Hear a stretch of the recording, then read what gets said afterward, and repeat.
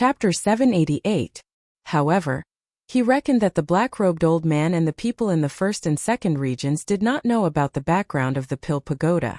Otherwise, even if he was given 100 guts, he would not dare to have such thoughts. Suddenly, the double-winged snow eagle said, "Don't you think it's strange that there is a sacred weapon here?" "Yes, why?" Qin Feiyong frowned. Sacred weapons were refined by humans.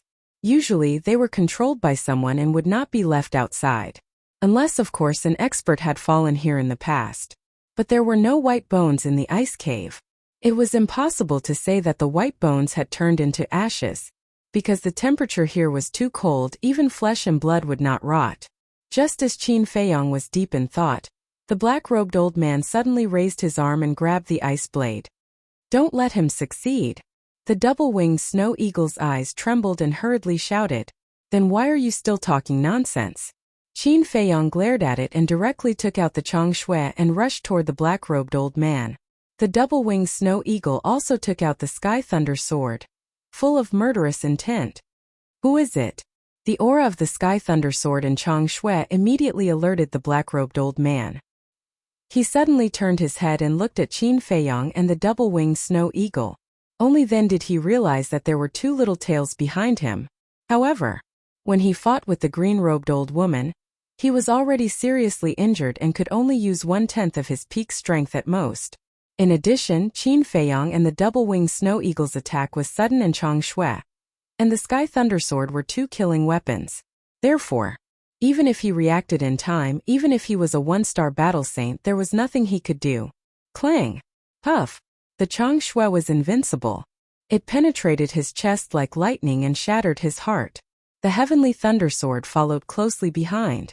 Its sharpness swept across the world and directly sliced him in half, killing him on the spot. "Old man, don't you know that there is an old saying in this world, the mantis stalks the cicada, unaware of the oriole behind?" Looking at the black-robed old man who died with his eyes wide open, the two-winged snow eagle chuckled. Qin Feiyong was also full of smiles. He put away the chong shui and looked up at Iceblade. He really did not expect that he would be able to obtain a saint artifact. Now, the strength of their small team had undoubtedly increased by a large margin. The double-winged snow eagle shuddered. Its four wings wrapped around its small body. It urged, "Hurry up and drip your blood on it. I'm about to freeze to death." Qin Feiyong glanced at it and saw it curled up and shivering. He couldn't help but laugh. Subsequently, he cut his finger and a drop of blood dripped onto the ice blade. With the emergence of a bloody light, Qin Feiyong immediately felt that the ice blade was like a part of his body. Not only was the bone-piercing cold no longer cold, it even brought him a trace of warmth.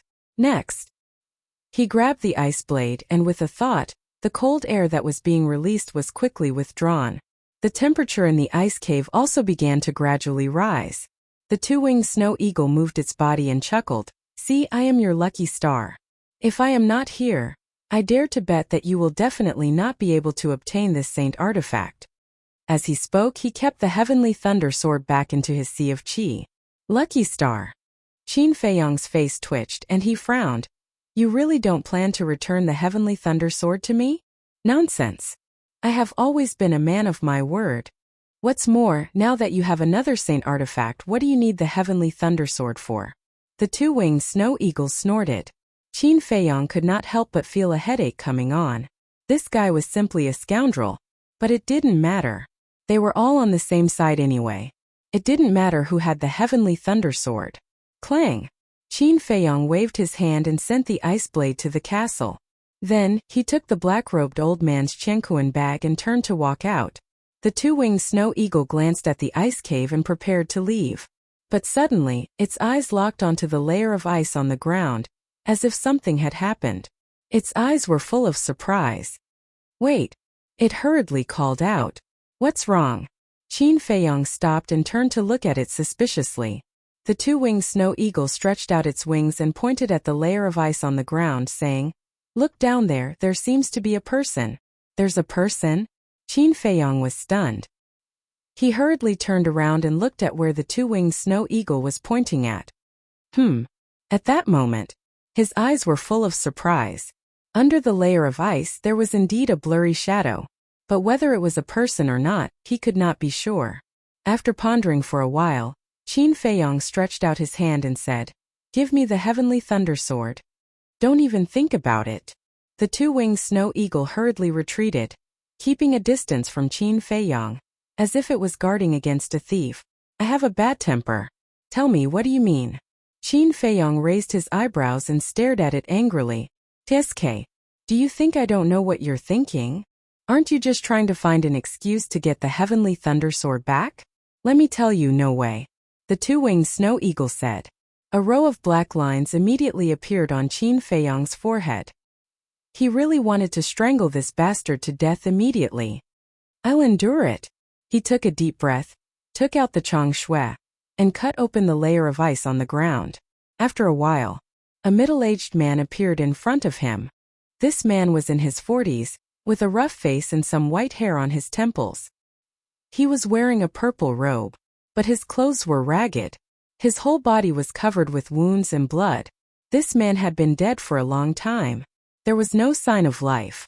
However, under the ice, this man's body did not decay at all. Even the wounds and blood on his body did not change. It was as if he had just died.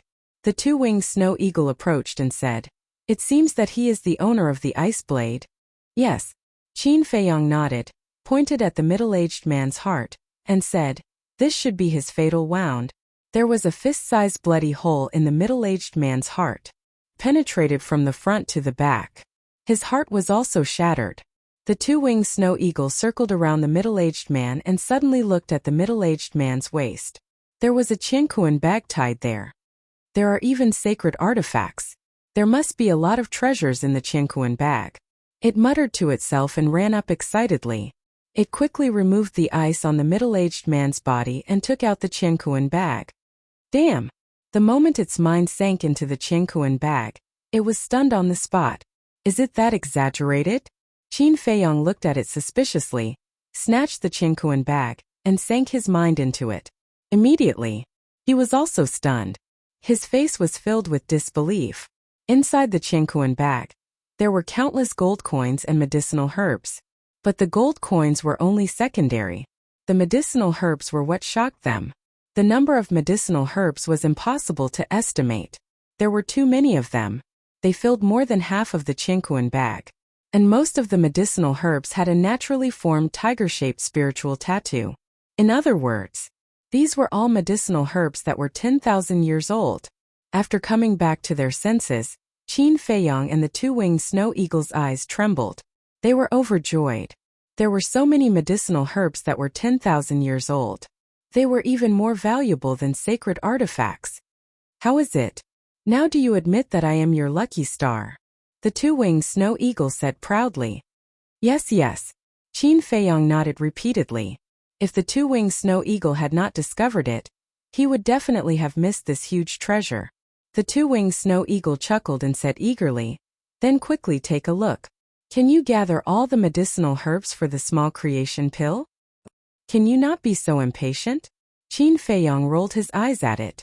He quickly calmed down and continued to check the Qinkuan bag. After a while, he was stunned and took out a jade box. When he opened the jade box, a wave of heat suddenly surged out. Alchemy fire. Qin Feiyong's eyes trembled. He saw a palm-sized flame lying quietly in the jade box. It was as red as blood, and from the aura of the alchemy fire, he could tell that it was a 6th-grade alchemy fire. Not only did he get a sacred artifact and countless medicinal herbs that were 10,000 years old, but now he also got a 6th-grade alchemy fire. Qin Feiyong was crazy with joy. It seems that this person is also an alchemist. Quickly take a look. Are there any other treasures? The two-winged snow eagle was also drooling. The small creation pill was thrown to the back of his mind. Looking at the two-winged snow eagle drooling, Qin Feiyong was helpless to the extreme. He also secretly swore that when he looked for a partner in the future, he would definitely not find this kind of high-quality goods. After keeping the alchemy fire in the castle, Qin Feiyong continued to check. After a while, an old book floated into the air. Qin Feiyong opened it. The book recorded all kinds of alchemy recipes. After reading for a while, Qin Feiyong lost interest and threw it aside. The alchemy recipes were very complete. There were even alchemy recipes for the Spirit Sea pill and the Essence Soul pill. For other alchemists, this book could be said to be priceless. But for Qin Feiyong it was completely worthless. Because the alchemy recipes recorded in the alchemy scripture were more detailed than this. After a while, a token flew out from the Qinkuan bag. Qin Feiyong grabbed it in his hand and looked down. The token was the size of a baby's palm. It was as white as jade and engraved with a giant python pattern. And on the other side there were 3 words. Pei Chongfeng. These 3 words were like iron hooks and silver strokes, vigorous and powerful. Pei Chongfeng, Qin Feiyong muttered to himself. He looked at the middle-aged man and said, Pei Chongfeng should be his name. But this giant python pattern, what does it mean? The double-winged snow eagle said impatiently, who cares what it means? Keep looking. Qin Feiyong pondered for a while, put down the token, searched for a while, and took out another alchemy furnace. The alchemy furnace was bronze in color. It was about the size of a wash basin. There was also a giant python pattern engraved on the wall. But there was not the slightest bit of treasure light. It was simple and unadorned. It's just an ordinary alchemy furnace? Qin Feiyong was a little stunned. Only ordinary alchemy furnaces did not have treasure light. However, how could such an expert carry an ordinary alchemy furnace with him? After coming back to his senses, Qin Feiyong decisively cut his finger and dripped his blood to bind it. As soon as the blood contract was formed, a wave of information immediately poured into his mind. It's actually a 6th-grade alchemy furnace. At this moment, Qin Feiyong's body trembled. As he said, it was definitely not that simple. But then his mind was full of doubts. Since it was a 6th-grade alchemy furnace, how could there be no treasure light? He picked up the alchemy furnace and looked at it carefully. Suddenly, his eyes locked on a certain spot, and a wry smile crept onto his face. It turned out that there were a few imperceptible cracks on the alchemy furnace. And once there were cracks on the alchemy furnace, it was equivalent to reporting it as a waste product. It was impossible to refine pills at all. If he forced himself to refine pills, the furnace would definitely explode. In other words, although this alchemy furnace was a 6th-grade alchemy furnace, it had no value. Chapter 789. There was a python pattern on the token as well as on the pill furnace, so there must be some meaning behind it. Perhaps he could find the answer in the Qinkuan bag. Qin Feiyong continued to search the Qinkuan bag. But after searching the entire Qinkuan bag, he did not find anything else of value. Not to mention the meaning of the python pattern. Forget it. It's just a pattern, there's no need to delve into it. After pondering for a while, Qin Feiyong simply gave up. He packed up everything and sent it into the castle for Fatso to sort out. How do we deal with this corpse? The winged snow eagle asked. We have obtained his relics, so of course we have to bury him properly. Qin Feiyong said as he used Chang Shui to dig a large hole, placed the corpse inside, and then filled it with ice. Although there were no ice blades, the temperature here was still very low. Soon, those ice cubes merged together and sealed Pei Zhongfeng here. Senior, rest in peace. If there's a chance, this junior will avenge you. Qin Feiyong bowed and left with the winged snow eagle. Although it was purely a coincidence that he obtained Pei Zhongfeng's relics as a person, he had to have a grateful heart. After obtaining such a large sum of wealth, he definitely had to do something to repay this person. Of course, whether or not he could avenge Pei Zhongfeng all depended on luck. Perhaps the person who killed Pei Zhongfeng had already died. Therefore, he would not deliberately do it. Not long later, Qin Feiyong and the winged snow eagle flew out of the cave and landed in the ice valley. Looking at the ice tunnel below, Qin Feiyong was filled with emotions. He really did not expect that a chance would actually allow him to encounter such a great fortune. It was really, as the saying goes, opportunities were ethereal things that could be encountered but not sought. Crack! A moment later, Qin Feiyong waved his hand, and the cave collapsed with a loud bang. Pei Zhongfeng would also be buried underground forever. Then, Qin Feiyong looked at the winged snow eagle and said, "You also go to the castle and help count the medicinal herbs." For the sake of the small creation pill, the two-winged snow eagle was naturally very willing. After sending the double-winged snow eagle to the castle, Qin Feiyong soared into the sky and flew outside. But just as he was about to leave the ice valley, a terrifying Saint Aura suddenly appeared. Who is it? Qin Feiyong was startled, and promptly swept his eyes around.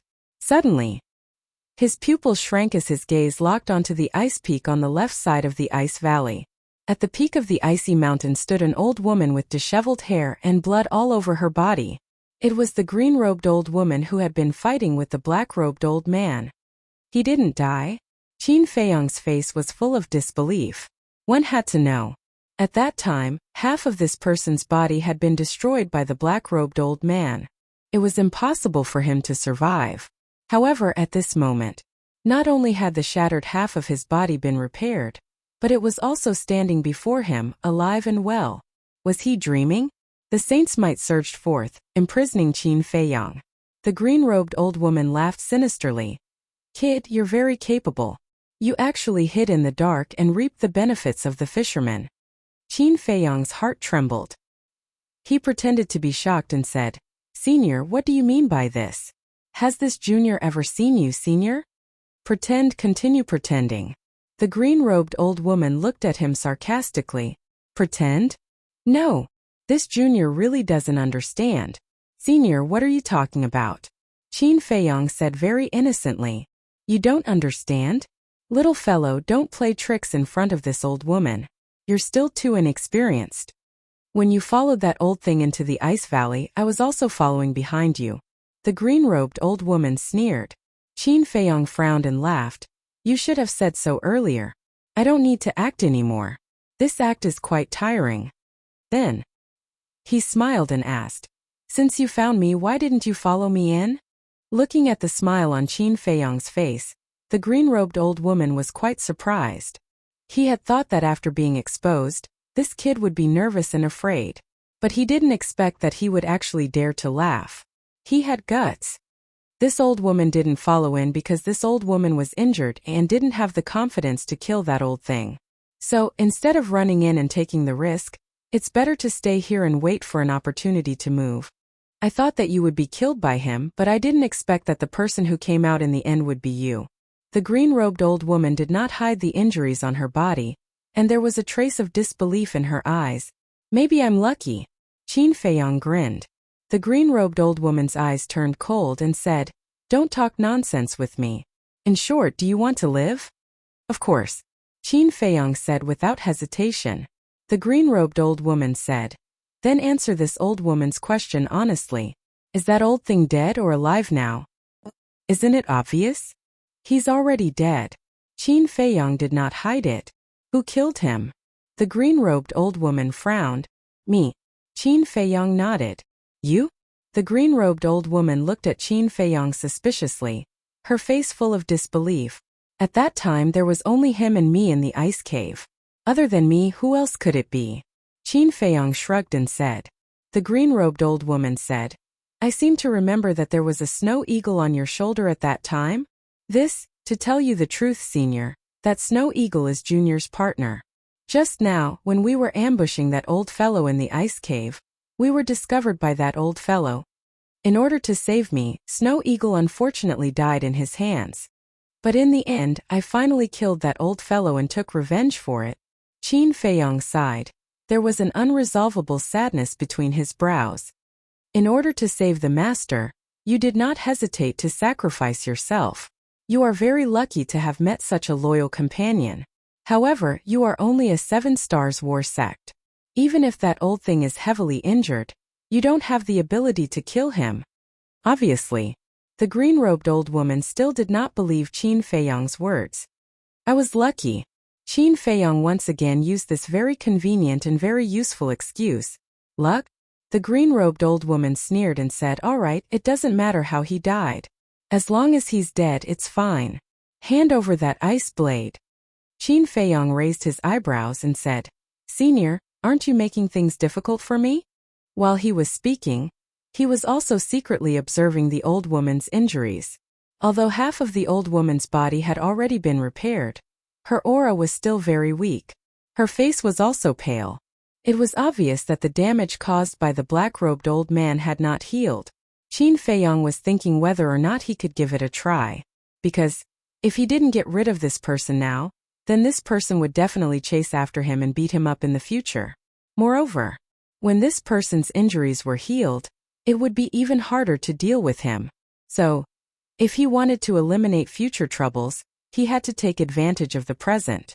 However, judging from the strength of the aura, although the green-robed old woman was also injured, her situation was better than the black-robed old man's at that time. Therefore, Qin Feiyong was a little hesitant. Making things difficult for me? Hearing Qin Feiyong's words, the green-robed old woman seemed to have heard the biggest joke in the world and couldn't stop laughing. Her wrinkled face was also full of sarcasm. Little guy, haven't you heard of a saying? The treasures of the world belong to the capable. You are not qualified to have such a sacred object like the ice blade, and you don't have the life to enjoy it. I don't want to talk nonsense with you. Hand it over, and I can spare your dog life. The green-robed old woman said, obviously beginning to lose her patience. Hearing that, Qin Feiyong secretly sneered. What do you mean by the capable? Do you really think of yourself as a scallion? But on the surface, he pretended to be surprised and asked, can you really let me go? I mean what I say. The green-robed old woman nodded, but there was a trace of killing intent hidden in the depths of her eyes. You really didn't lie to me? Qin Feiyong confirmed again. The green-robed old woman's face darkened on the spot. Senior, don't get me wrong. It's not that I don't believe you. It's because I'm too kind and easy to believe, so I'm often deceived. So this time I want to confirm it properly. Qin Feiyong said with a face of sincere fear. Kind. The green-robed old woman's face twitched. Could a person who dared to kill and rob be a kind person? Who was he kidding? She was patient and comforted. Don't worry, I always keep my word and never break it. Qin Feiyong looked at her suspiciously and finally nodded. Okay, I'll believe you this time. Then hurry up. The green-robed old woman urged impatiently. You're using your sacred power to imprison me. How can I get it for you? Qin Feiyong said. That's right. The green-robed old woman patted her head. With a thought, the sacred power that trapped Qin Feiyong was reduced by more than half. Phew. Qin Feiyong let out a long breath. Now, the sacred power of a one-star battle saint could no longer imprison him, but he had to pretend to numb the green-robed old woman. He pretended to move his muscles and bones, and then waved his hand. Clang! The ice blade suddenly appeared out of thin air in front of him. As soon as the ice blade appeared, the green-robed old woman's eyes also burst out a bright light. That was greed. Quickly erase the blood contract and throw it over. The green-robed old woman urged, and even her breathing was a little rapid. Throw it over. Qin Feiyong raised his eyebrows imperceptibly. His plan was to let the green-robed old woman come over to get it herself, or personally deliver it to the green-robed old woman. When the time came, he could call out Wolf King and the others in an instant and quickly kill them while they were unprepared. So, if he threw it over, his plan would not be able to be carried out. But he did not know. The green-robed old woman was also very wary of him. As an old monster who had lived for countless years, how could she be an idiot? The young man in front of her was able to kill the black-robed old man. Even if it was a sneak attack, it was enough to show that he must have some extraordinary means. It was not easy to escape from the gates of hell. She did not want to fall into the hands of this little kid because of carelessness. A one-star battle saint being schemed against by a battle master would become a joke. But the biggest reason was still because she was injured. Otherwise, she would have already snatched it. Didn't you hear what I said? Quickly erase the blood contract and throw it over. Seeing that Qin Feiyong did not move, the green-robed old woman became more vigilant. What a suspicious old bastard. Qin Feiyong secretly cursed. Obviously. He also noticed the green-robed old woman's vigilance. He raised his head and looked at the green-robed old woman, reached out his hand and stroked the ice blade and sighed. I really can't bear to do it. This was purely to dispel the green-robed old woman's vigilance. He wanted the green-robed old woman to think that he did not move because he could not bear to do it, and not because of ulterior motives. The green-robed old woman really believed it. Because this was a matter of course, there was no flaw. After all, the ice blade was a sacred weapon. Who would be willing to give it to others? How about this? The two of us can be considered to be fated. You give the ice blade to this old woman, and this old woman will give you 2 superior battle arts as compensation for your loss," the green-robed old woman said. However, the so-called compensation was just a delaying tactic. When Qin Feiyang heard this, he also beat her at her own game. He pretended to be very happy and asked, "Do you have any auxiliary battle arts?" "Yes." Chapter 790. Qin Feiyang was overjoyed. Holding the ice blade, he ran towards the old woman in a green robe excitedly. "Stand there and don't move. Just throw it over."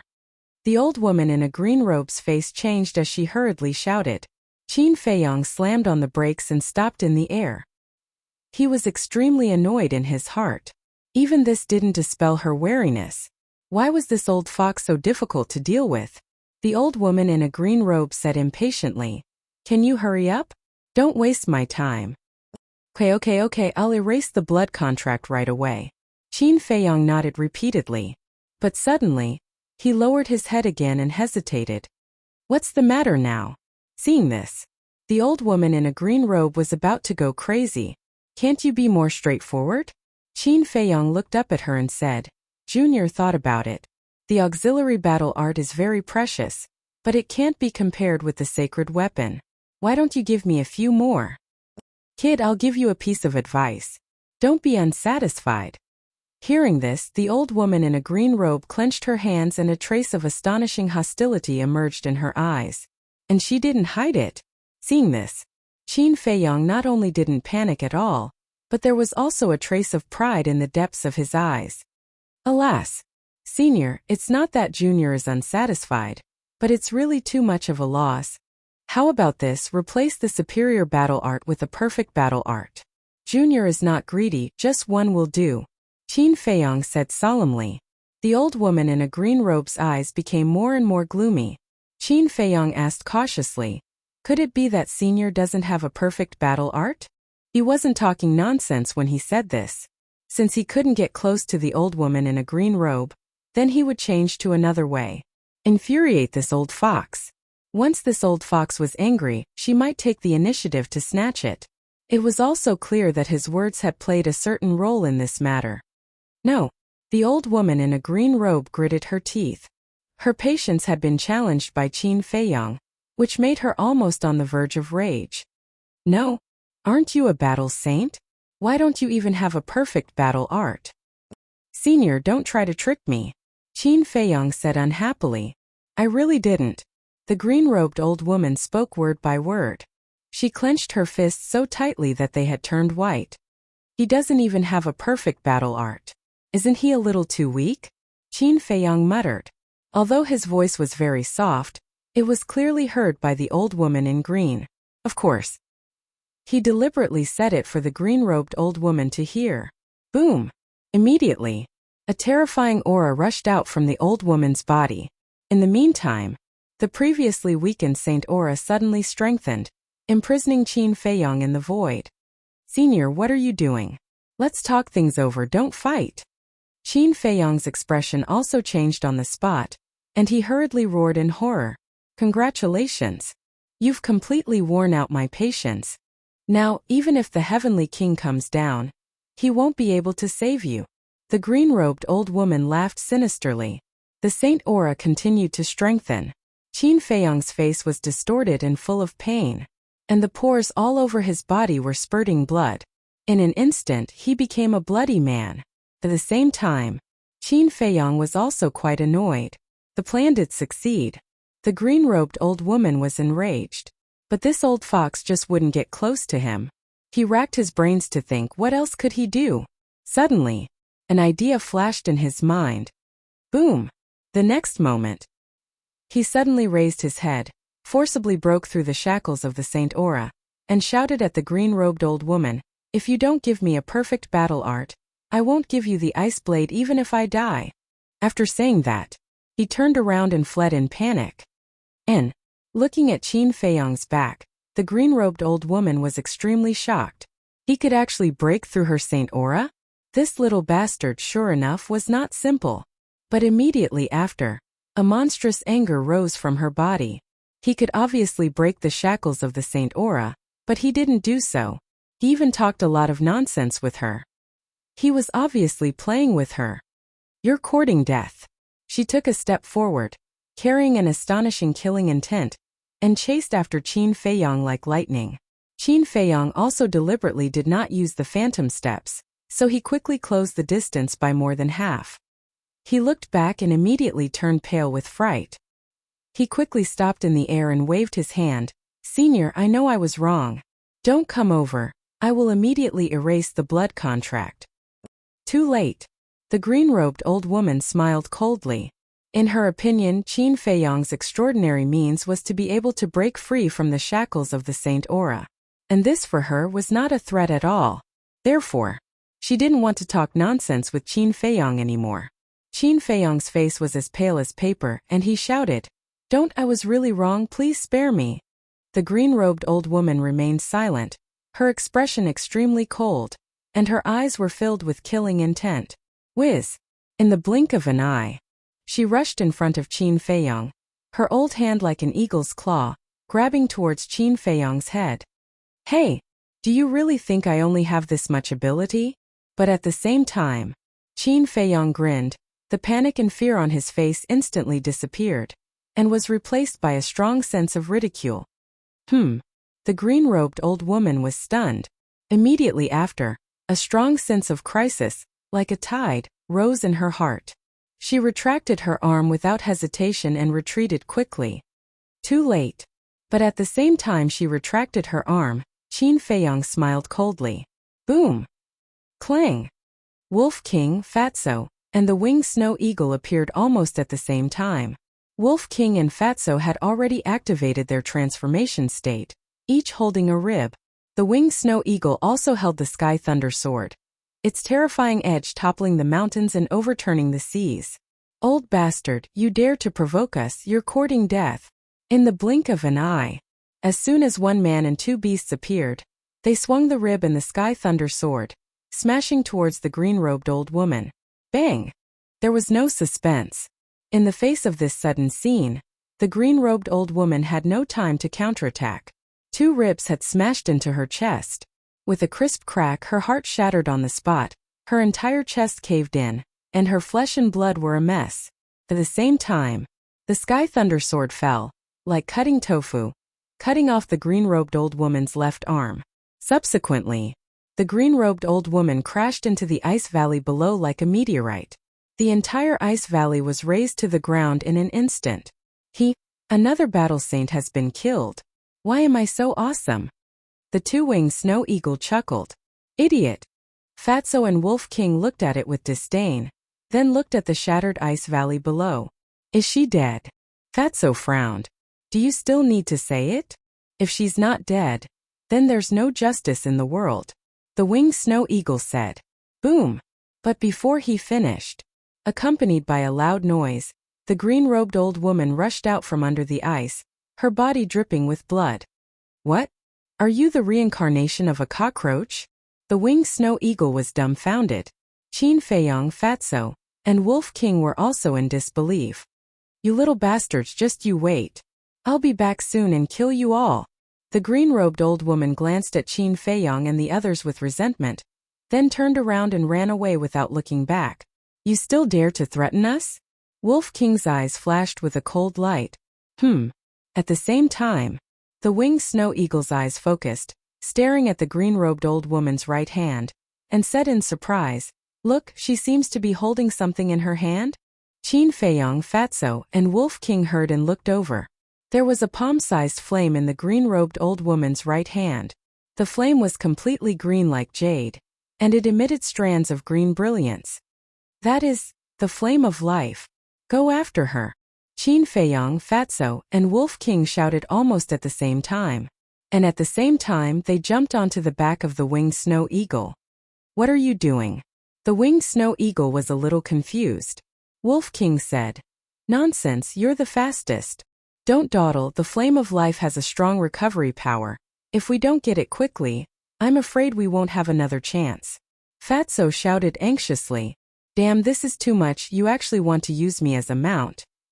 The winged snow eagle muttered in dissatisfaction, and instantly activated its fighting soul, flapping its 6 wings, and suddenly turned into a stream of light, chasing after the green-robed old woman. Faster! Fatso urged. Don't rush. Her heart is broken. It won't be easy to recover in such a short time. With this guy's speed, it'll be easy to catch up with her. Qin Feiyang said. That's right, the eunuch is more anxious than the emperor. It's talking about people like you. The winged snow eagle despised. Fatso snorted. Don't talk nonsense, be careful, that fat lord will destroy you. What the hell? Who gave you the guts to say such words? Come, let's have a fight. Let's see who will destroy who. The winged snow eagle was unhappy, and directly started to clamor. Qin Feiyang could not help but feel a headache coming. What kind of time is it, still in the mood to bicker? As Qin Feiyang expected, in less than 100 breaths, the winged snow eagle caught up with the green-robed old woman. Swoosh! The 2 men and 2 beasts spread out, trapping the green-robed old woman in the middle. The winged snow eagle ridiculed. Where are you going? The green-robed old woman's eyes darkened and said, Who exactly are you? Why have I never heard of you in the 3rd area? Although these 2 men and 2 beasts had not stepped into the realm of War Saint, their methods were extremely shocking. Moreover, she could tell at a glance that the heavenly thunder sword was a sacred artifact. And those 2 ribs, although they did not have the holy aura, gave her the feeling that they were no worse than sacred artifacts. If you added the ice blade in Qin Feiyang's hands, that was to say, these little bastards had a total of 4 sacred artifacts. For sacred artifacts, what kind of concept was this? She didn't dare to think about it. Qin Feiyang said indifferently, Who we are is not important. What's important is the fire of life. Hand over the fire of life, and I'll spare your dog life. Hearing this, the green-robed old woman was so angry that she was about to vomit blood. Previously, she had used this kind of high and mighty attitude and tone to look down on the young man in front of her. But now the tables had turned and she, the war saint, was being looked down upon. She understood the principle of 30 years in the East, 30 years in the West. But wasn't this too fast? She was unwilling. Looking at the fire of life in her hand, she raised her head to look at Qin Feiyang, and said, How can I believe that what you said is true? Don't treat me like a villain like you. I always keep my word. Also, don't try to stall for time. Qin Feiyang said. The green-robed old woman glanced at the 2 men and 2 beasts, and couldn't help but feel despair in her heart. To think that she, a dignified war saint, was actually forced to such an extent by 4 war masters. It was simply too laughable. And the reason why Qin Feiyang did not directly snatch it was because he was worried that the green-robed old woman would do something desperate and swallow the fire of life. Chapter 791. In the sky, heavy snow fluttered, and cold currents swept in all directions, chilling to the bone.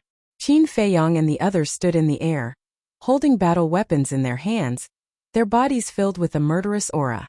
The old woman in green robes who was surrounded in the middle looked particularly helpless, giving off a desolate feeling. What are you waiting for?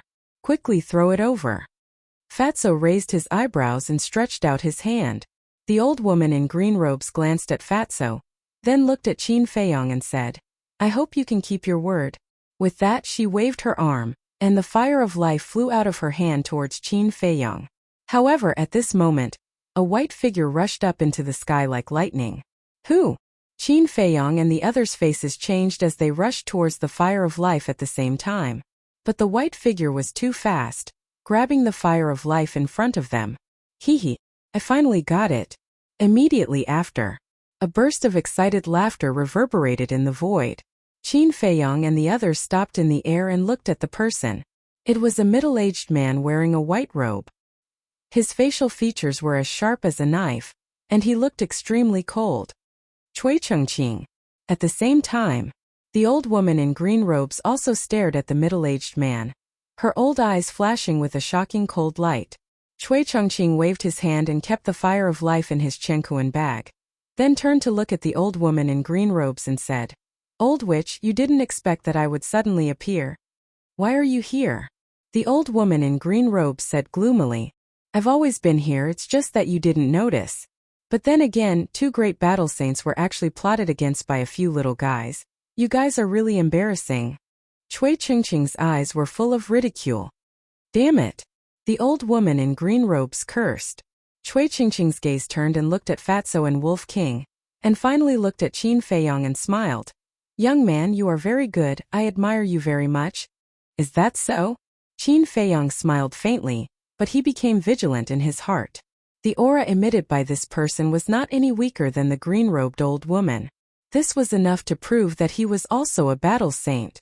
Of course, that's because there aren't many people who would dare to plot against them in the 3rd district. What do you think? Give me the ice blade, the sword, and the 2 ribs. Not only will I help you kill this old witch, but I will also invite you to my Black Lion tribe as guests. Chui Chongqing said with a smile, looking very sincere. Don't believe his nonsense. He looks like a gentleman on the surface, but he's actually a sinister and cunning villain. The green-robed old woman hurriedly said. You're about to die, why are you still talking so much nonsense? Chui Chongqing raised his eyebrows. He seemed to be very dissatisfied with the old woman's actions. Black Lion tribe. Qin Feiyong glanced at Chui Chongqing, then looked at the green-robed old woman and asked, Are you close? The green-robed old woman said, My Red Smoke tribe and his Black Lion tribe have been fighting for hundreds of years. Of course we're very close. Qin Feiyong nodded and looked at Chui Chongqing with a smile. In that case, I really can't believe your words. Chui Chongqing's eyes flashed. Are you sure? What do you think? However, if you can give me the fire of life, I can consider following you to your tribe as a guest. Qin Feiyong smiled. Haha, you're actually talking about conditions with me. Interesting. Chui Chongqing smiled, but his eyes were cold. Qin Feiyong stared at this person vigilantly and said to himself, Do you dare to fight? Yes. Wolf King said without hesitation. How dare you steal food from our mouths? Even if he's a battle saint, we'll make him pay the price. That's right. We have 2 sacred artifacts, Mu Tianyang's God's Bone and even Chang Shui.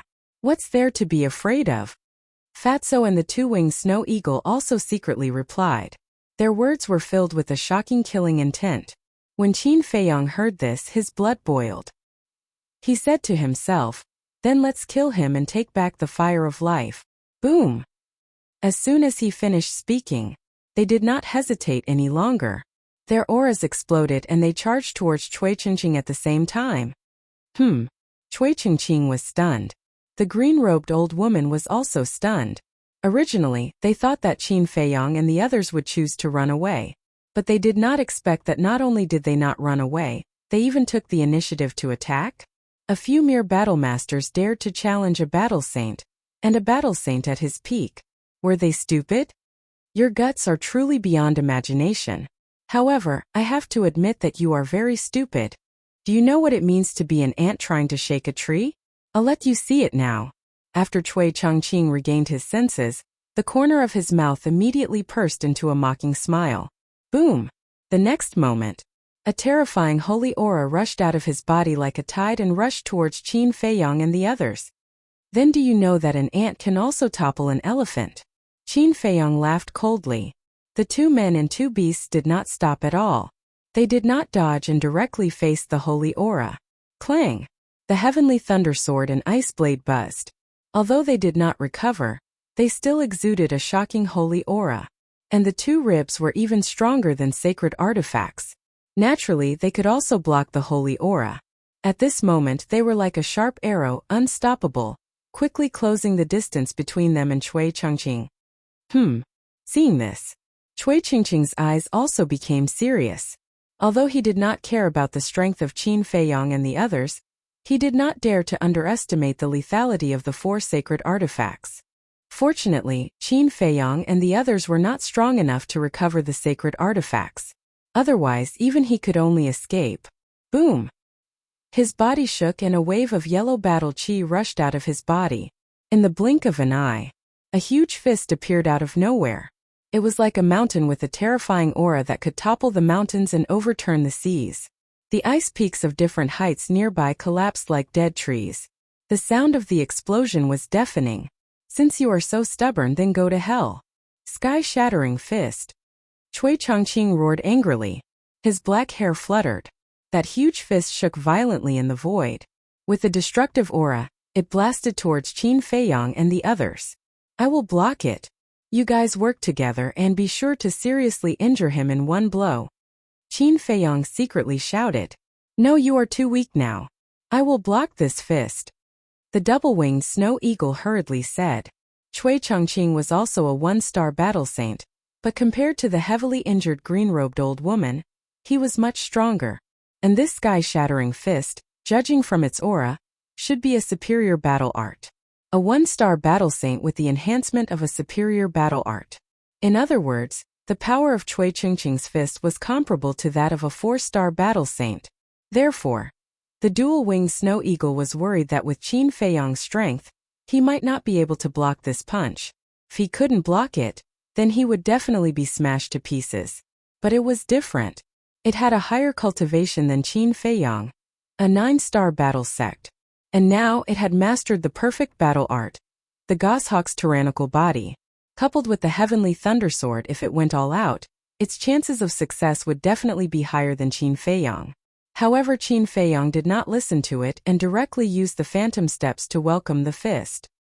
He naturally knew about the dual-winged snow eagle's worries and was very touched, because this meant that the dual-winged snow eagle had completely integrated into this small team. Therefore, he could not let the dual-winged snow eagle take the risk. Because, although the dual-winged snow eagle was a 9-star battle sect and was only a small realm away from Cui Chongqing, the difference between a battle sect and a battle saint was too great. It was no exaggeration. If there was no extraordinary method or external help, a 1-star battle saint could instantly kill a large number of 9-star battle sect. Therefore, he dared to conclude that the dual-winged snow eagle would definitely not be able to block this punch. As for him, although his cultivation was not as good as the dual-winged snow eagle, in terms of methods, the dual-winged snow eagle could be said to be far behind. For example, the return word tactic could ignore the barrier between realms and directly challenge those of a higher realm. And then there was Chong Shui and the ancient castle, which were both mysterious and unfathomable divine objects. And now, he had fused with the fire of life, and with the protection of the battle word tactic, it was equivalent to a true immortal body. Therefore, he was very confident that he could block Cui Chongqing's punch. However, the dual-winged snow eagle was very angry about this. This bastard, why didn't he listen to his advice? At the same time, Cui Chongqing was also rather surprised. But immediately after, his face was filled with disdain. He no longer paid attention to Qin Feiyang. Shua.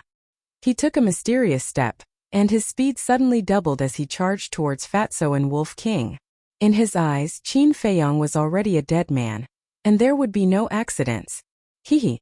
It seems that he really thinks of us as soft persimmons that he can do whatever he wants. Wolf King and Fatso looked at each other and laughed sinisterly. What's going on? How can you still laugh? The dual-winged snow eagle looked at the man and wolf's behavior, and felt a little uncomfortable. Young man, you're still too young. Little Qin Zi never does anything that he's not sure of, so there's no need to worry at all. Yes, just do as boss says. Wolf King and Fatso patted the dual-winged snow eagle's head, and fearlessly faced Cui Chongqing. Is that so? The dual-winged snow eagle looked at Qin Feiyang suspiciously, and then followed behind Fatso and Wolf King and swept towards Cui Chongqing. Seeing this, the sarcasm on Cui Chongqing's face became thicker, and then he looked at the sky thunder sword and the two ribs, his eyes full of greed. This kind of sacred object is simply a waste in the hands of idiots like you. He smiled contemptuously, as fast as lightning, and in the blink of an eye, he landed in front of Fatso and Wolf King. He stretched out his hands and slapped at Wolf King and Fatso's chests. We'd love to. What? Since you're so awesome, why don't you take out a sacred object and show us? Fatso and Wolf King sneered. At the same time they swung the ribs, as if holding two dog-beating sticks, and smashed at Cui Chongqing's arms. Cui Chongqing frowned and did not dare to touch it with his bare hands. In a flash like a ghost, he circled behind the two beasts and locked his eyes on the dual-winged snow eagle. The dual-winged snow eagle was a 9-star battle sect and the biggest threat. As long as he got rid of it first, it was tantamount to victory. Damn it, do you want to die? The dual-winged snow eagle was naturally unhappy. Fatso and Wolf King were in front of it. Instead of dealing with them first, they wanted to kill it first? Did they think it was easy to bully? Goshawk tyrant body. It roared, and a blood-red aura rushed out of its body. In less than half a blink of an eye, its feathers and eyes turned blood-red, as if they were dyed with blood. Moreover, Chapter 792. This aura. Could it be a perfect combat art? Chui Chengqing stared at the double-winged snow eagle dumbfounded. At least you have a good eye. The double-winged snow eagle sneered. Impossible. How could the legendary perfect combat art exist in the third zone? Chui Chengqing was in disbelief. At the same time, in the sky, Qin Feiyang was very close to the giant fist. Boom! He decisively activated the combat art, raised his arm at lightning speed, and slammed his palm in the air. Crash! A glaring golden light suddenly roared and turned into a giant wave, rushing toward the fist. At that moment, the two collided, and an earth-shattering explosion was heard. Qin Feiyang immediately groaned and flew far away like a meteorite. Blood kept spurting out from his mouth. His right hand, which had used the return art, was instantly crushed and turned into a bloody mist. Even his body was quickly covered in bloody scars. Blood gushed out like a spider web, and it was a ghastly sight. Boom! Crack! In the end, he crashed into a glacier in the distance. Air billowed and it was overwhelming. Within a radius of 10 miles, the ground cracked and the mountains collapsed. Countless beasts were also affected. Corpses were everywhere, and the glacier was stained with blood. In the blink of an eye, the place had turned into a purgatory. It was too horrible to look at. At the same time, the giant fist was also shattered into pieces. After charging forward for a short distance, it shattered into pieces in the void with a loud bang. Puff! As the combat art was destroyed, Chui Chengqing spurted out a mouthful of blood and his face turned pale. The disbelief in his eyes was even more intense. He was already surprised that the double-winged snow eagle had mastered the perfect combat art. However, he did not expect Qin Feiyang to be able to block his combat art. No, it was not blocking. It was destroying. Blocking and destroying were two completely different things. Where did this group of bastards come from? How could they have such shocking skills? Boss, at the same time, Fatso looked at the shattered glacier with a worried face. Although he believed in Qin Feiyang, he couldn't help but feel anxious when he saw the injuries caused by the sky-shattering fist on Qin Feiyang. Don't worry about him for now. Let's take this opportunity to get rid of that bastard. The Wolf King stared fixedly at Chui Chengqing, his eyes flashing with unparalleled ferocity. First, the double-winged snow eagle revealed its perfect battle art. Then it was Qin Feiyang's turn to show his strength. Right now, Chui Chengqing was deeply shaken, so this was a good opportunity. When Fatso heard this, he turned to look at Chui Chengqing with murderous intent in his eyes. Kill! With a furious roar, he charged towards Chui Chengqing with Wolf King. The double-winged snow eagle also unleashed its lightning-fast attacks and pounced madly. However, Chui Chengqing was still a battle saint. Whether it was his battle experience or his battle instincts, he surpassed ordinary people. Just as Wolf King and Fatso arrived in front of him and smashed his ribs, he suddenly came back to his senses and hurriedly retreated. Wolf King and Fatso's attack missed and they were both very angry. One must know, this opportunity was exchanged for by Qin Feiyang's life. How could it fail? Absolutely not. Eagle, quick! One man and one wolf roared without any pause with monstrous anger. They pounced forward again. At the same time, the double-winged snow eagle's eyes turned cold. Its wings flapped crazily and like a ray of light, it shot out. When it was chasing after the green-robed old woman, it had already activated its battle soul. So now its speed was several times faster than Wolf King and Fatso. But even so, it still couldn't catch up with Chui Chengqing. Although the double-winged snow eagle and Chui Chengqing were only one small realm apart, the speed of a battle saint and a battle master was simply heaven and earth apart. For example, a 9-star battle master could fly 10 meters away in every breath, and a 1-star battle saint could fly 50 to 60 meters away. The gap between them was not something that could be made up for by external objects. Moreover, Chui Chengqing also mastered auxiliary battle arts. This is not the way to go on. The double-winged snow eagle was very anxious.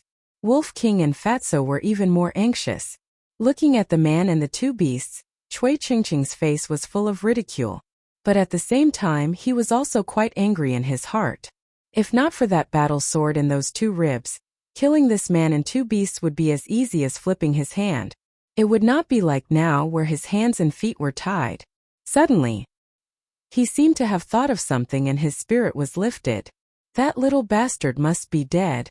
When I find that ice blade, all of you will go to the Yellow Springs to accompany him. Just you wait, you will be in despair soon. Haha, Cui Chingching laughed loudly, turned into a ray of light, and rushed towards the broken glacier.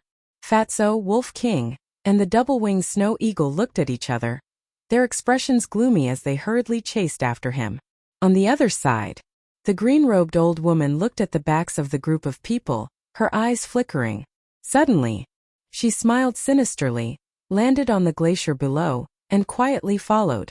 Obviously, she still wanted to take advantage of the situation.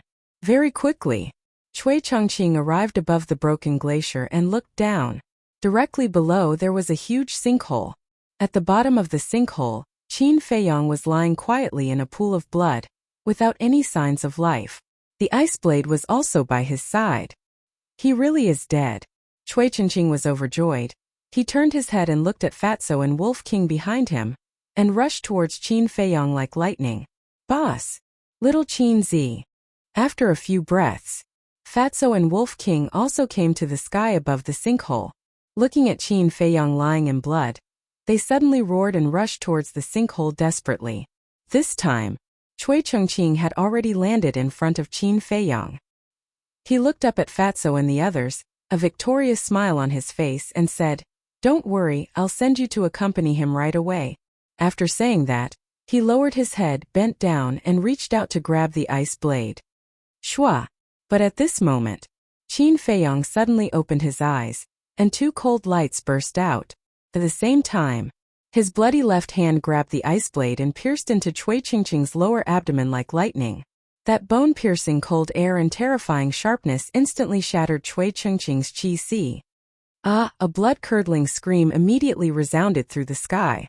Once the qi was shattered, no matter how high the cultivation was, it was equivalent to a cripple. Fatso and Wolf King were stunned. After all this time, Qin Feiyong was just faking his death? The old woman in a green robe who was following them heard Cui Chingching scream and immediately stopped. Her old face was full of surprise. What was going on? Why was Cui Chingching screaming? Could it be that he was plotted against by those little bastards again? Because the distance was a bit far, and Qin Feiyong and Cui Chongqing were at the bottom of the sinkhole, the old woman in a green robe did not know what had happened. But Cui Chingching's painful scream made her feel frightened and uneasy. Shua! After a little struggle, she decisively turned around and fled this place. But at this time, the double-winged snow eagle found her and was quite surprised. She did not escape?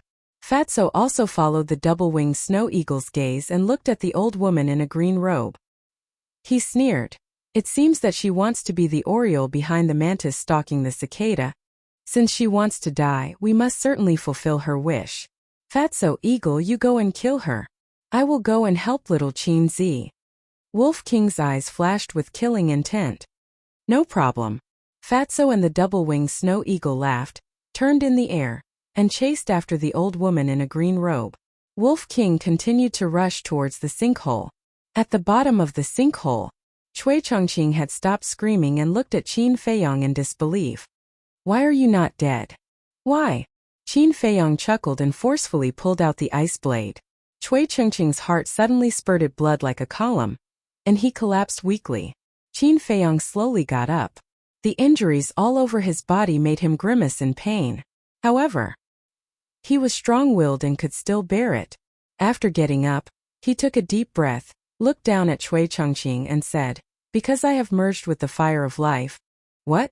Cui Chongqing's face changed and he said in shock, "You also have the fire of life." Qin Feiyong said, "Is it strange? Isn't it strange?" Cui Chongqing asked. How could ordinary people obtain a treasure like the fire of life? But then he said, "No, even if you have merged with the fire of life and have an immortal body, there is still a limit. Once this limit is exceeded, you will still die." and the sky-shattering fist is my strongest trump card, and I am a battle saint. Just the fire of life is not enough to let you live. There must be other factors, Cui Chengqing said. You are quite smart. Yes, in addition to the fire of life, I also have a divine art. The fusion of this divine art and the fire of life can give me a real immortal body, Qin Feiyang said. Divine art? Cui Chengqing looked surprised and said, Who are you? Qin Feiyang said. Qin Feiyang. What? You are Qin Feiyang who slaughtered all the creatures in the first and second areas. Cui Chengqing's eyes widened. Qin Feiyang raised his eyebrows and said angrily, Who told you? Your evil deeds are now known by everyone in the third area. Do you still need others to tell me? Cui Chengqing sneered. Qin Feiyang furrowed his brows. Who was it that was spreading rumors? Mysterious Madam? But the mysterious madam said that she would not disturb him for at least 5 years. So she should not have come to the third area to spread these rumors. Could it be Mu Qing? With the grudge between him and Mu Qing, it was really possible that she deliberately tricked him. Just as Qin Feiyang was deep in thought, Cui Chengqing's eyes flashed slightly. He raised his hand and reached for his Qingkuan bag. And the fire of life immediately rushed out of his Qingkuan bag. Then, he grabbed the fire of life and stuffed it into his mouth. You're courting death. Seeing that Cui Chengqing was about to succeed, Wolf King rushed over from the sky, grabbed his ribs and smashed his head with his rod. A crack, accompanied by a shrill scream. Cui Chengqing's head exploded like a watermelon, and he died on the spot. Trash. Wolf King looked at Cui Chengqing with disdain, grabbed the fire of life and looked at Qin Feiyang. You're too careless. What if he really swallowed it? You still have the nerve to talk about me? I created such a good opportunity for you, but what about you? You didn't even hurt a single hair on his head. If I hadn't heard his words and faked my death here to ambush him, not to mention the fire of life, I wouldn't even be able to get a single strand of hair. Chapter 793. Hearing Qin Feiyang's words, Wolf King laughed embarrassedly. Qin Feiyang rolled his eyes at it, took out a healing pill and swallowed it. This time his injuries were very serious. Not only was his body cracked, even his internal organs were severely injured. However, after fusing with the fire of life, every cell in his body was filled with a huge amount of life energy. With the help of the healing pill, his life was not in danger. But for a period of time he would definitely not be able to fight again. Not long after, a painful scream came from afar. It was the green-robed old woman's scream. Qin Feiyang raised his head and looked at Wolf King, searched Cui Chengqing's Qingkuan bag. Qingkuan bag? Wolf King was slightly stunned, and then its eyes lit up. It hurriedly squatted on the ground and stretched out its claws to search Cui Chengqing's clothes. Soon, it took out a Qingkuan bag, checked it for a while and said in joy, There are so many 10,000-year-old medicinal herbs. Is that so? Qin Feiyang looked at it suspiciously and took the Qingkuan bag to check. There were indeed some 10,000-year-old medicinal herbs inside. Initial estimates showed that there were more than 200 stalks. Not bad. Qin Feiyang laughed. In addition to the medicinal herbs, there were also quite a few gold coins. This could be considered an unexpected gain. Suddenly, Wolf King frowned. Little Qin Zi, there is a problem that I can't figure out. What's the problem? Qin Feiyang looked at it and asked. That old witch could have used the teleportation gate to escape, but why didn't she open it? Wolf King was suspicious. Qin Feiyang was stunned. Wolf King's words really reminded him. As a war saint, he must have some teleportation gates on him at all times. And in the process of them chasing after the green-robed old woman, she had the chance to open the teleportation gate and escape. But why didn't she take out the teleportation gate until she died? After a while, Wolf King turned to look in the direction of Fatso and the two-winged snow eagle and asked suspiciously, Strange, why haven't Fatso and Old Eagle returned yet? Qin Feiyang also frowned. The place where the screams came from was about 2 to 3 miles away from here. Logically speaking, Fatso and Shuang should have arrived by now and joined them. Could something have happened? Let's go and take a look. Qin Feiyang's heart sank. He dragged his tired body and flew over. A short while later, The man and the wolf saw a bloody corpse lying on the broken glacier. It was the green-robed old woman. However, there was no sign of Fatso or Shui-ing in the surroundings. Wolf King said angrily, "Where did those two bastards go?" Whoosh! But his voice fell. Along with the sound of something breaking through the air, Fatty and the two-winged snow eagle flew over from above the glacier. Seeing Qin Feiyang and Wolf King standing beside the green-robed old woman's corpse, one man and one eagle were a little surprised. Swish! Following closely, they swooped down and landed in front of Qin Feiyang. Fatso immediately asked with concern, "Boss, how are your injuries?" "I won't die." Qin Feiyang smiled and frowned. "Where did you go?" Hearing Qin Feiyang's answer, Fatso let out a long breath and said, "We went to look for her Chenkuan bag." "What do you mean?" Qin Feiyang was stunned and asked. "After killing her, I guessed that there might be 10,000 years old medicinal herbs in her Chenkuan bag, so I searched her body, but I couldn't find her Chenkuan bag. Old Eagle and I guessed that she might have accidentally left it on the way to escape, so we ran back to look for it. As a result, we found a few fragments of the Chenkuan bag at the place where she fought with the black-robed old man. We guessed that it must have been accidentally destroyed when she was fighting with the black-robed old man," Fatso said. "So that's how it is." Qin Feiyang nodded in realization. No wonder this woman didn't open the portal. It turned out that the Chenkuan bag was destroyed. Because once the Chenkuan bag was destroyed, the things inside would also shatter and turn into nothingness. "I also found this jade box in her chi-si. There was still some life energy left in it. It should be used to store the fire of life." Fatso took out a palm-sized jade box from his arms. The jade box was pure white and quite exquisite. Qin Feiyang looked at the jade box and laughed. "Although it's a pity that we didn't get her Chenkuan bag, but no matter what, this time we can be considered a great victory. Go to the castle immediately and count the spoils of war this time. I estimate that we should be able to gather a few sets of small creation pills medicinal ingredients." Without waiting for Qin Feiyang to finish speaking, Fatso and Wolf King couldn't help but become excited, especially the double-winged snow eagle. Suddenly, Wolf King stared at the fire of life in Qin Feiyang's hands, rolled his eyes, and laid on the ground with a plop, exclaiming, I can't take it anymore." "What's going on?" Qin Feiyang and the others looked at it in shock. "When I was fighting with Chui Chongqing just now, I suffered a very heavy injury. I have to fuse with the fire of life to be saved," Wolf King said in despair. Qin Feiyang, Fatso, and the double-winged snow eagle looked at each other in dismay.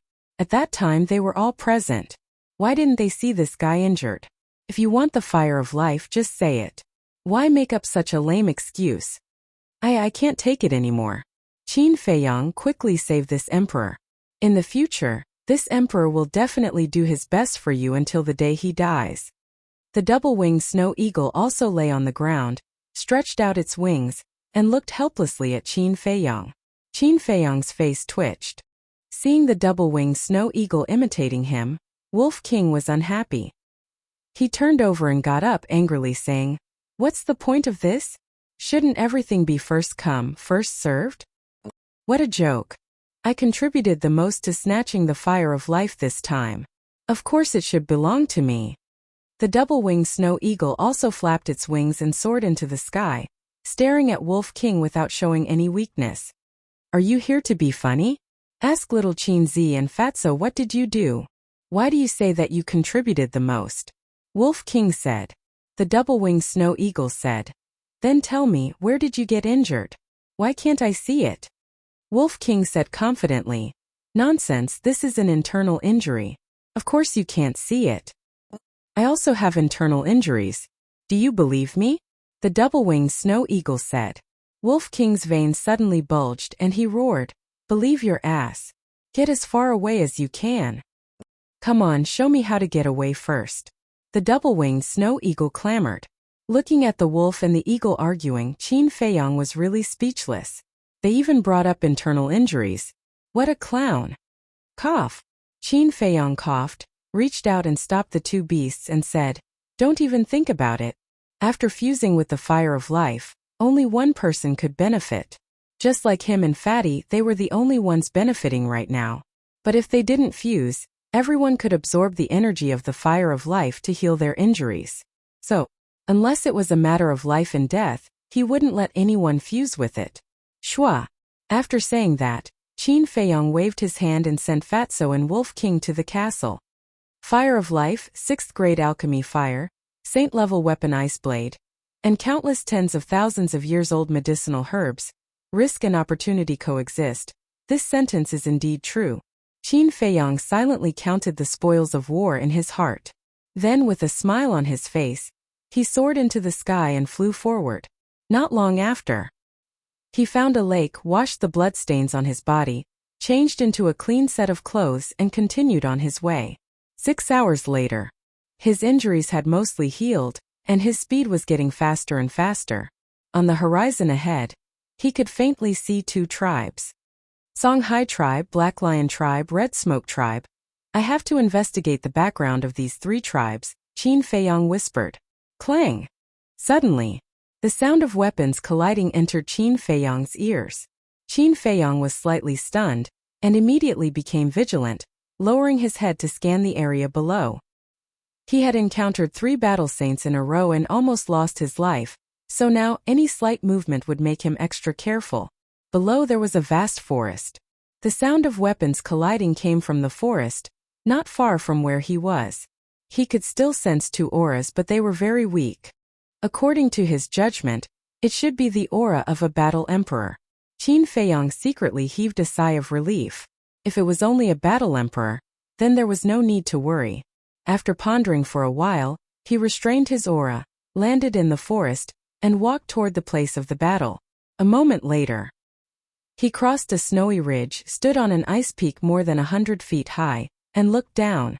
Not far away, a man and a woman were fighting, rolling up snowflakes all over the sky. The surrounding trees had been destroyed by the fluctuations of the battle, and it was a mess. The man and woman were about the same age as him, in their 20s. The woman was about 1.75 meters tall with icy skin and jade-like bones. She wore a white gauze dress, and her eyes were as clear as a mirror. She was quite beautiful. The young man was also tall, wearing a purple robe. He had bright eyes and white teeth, and his appearance was extraordinary. Both of them held a 3-foot-long sword in their hands, and the sharpness was astonishing. At this moment, their clothes were somewhat tattered, and there were bloodstains everywhere. Their cultivation were similar. Both were 3-star battle emperors. Qin Feiyong had not seen a battle between battle emperors for a long time. Therefore, for a moment he watched with great interest. However, after watching for a while he felt a little strange. Although their cultivation were the same, the young man in purple was obviously stronger than the woman in white. And now, the woman in white was indeed being forced back by the young man in purple. It could be said that if the young man in purple wanted to end the battle, he could do it immediately. However, the young man in purple did not kill the woman in white. After a while, the young man in purple was angry and roared, "Bitch, it's your fortune that I have taken a fancy to you. If you continue to be stubborn, don't blame me for being ruthless." Qin Feiyong was stunned. "Stop dreaming. Even if I die, I won't let you do as you wish," the woman in white scolded. Her bright eyes were filled with hatred, but there was also a trace of helplessness. "So that's how it is," Qin Feiyong whispered, and then the corner of his mouth curled up into a bitter smile. How melodramatic. Chapter 794. Die. Let me tell you, if you don't obey me today, it'll be hard for you to die. The purple-clothed young man smiled disdainfully and stepped in front of the white-clothed woman, slashing the sword in his hand with all his strength. The white-clothed woman seemed to be a little flustered and blocked with her sword. Clang! However, the purple-clothed young man's strength was too great, making her arm numb. The sword in her hand immediately fell out of her hand and into the snow in the distance. "See, this is the difference between you and me." The purple-clothed young man's disdain was even stronger. He raised his hand and slapped the white-clothed woman's chest. Puff! Suddenly, the white-clothed woman's delicate body trembled and spat out a mouthful of blood. With a bang, she flew out and hit a tree stump. It feels good. The purple-clothed young man looked down at his palm and then looked up at the white-clothed woman's chest. There was a trace of lewd smile in his eyes. Bastard! You wait, my father won't let you go. The white-clothed woman was angry and shouted. Don't worry. When the rice is cooked, your father will not kill me, but will beg me to marry you. The purple-clothed young man licked his lips and threw away the sword in his hand. Like a hungry wolf, he pounced on the white-clothed woman and couldn't wait to reach his hands into her dress. Bastard, stay away from me. The white-clothed woman was terrified to the extreme and desperately tried to push the purple-clothed young man away. But facing the purple-clothed young man who was beastly, how could she break free?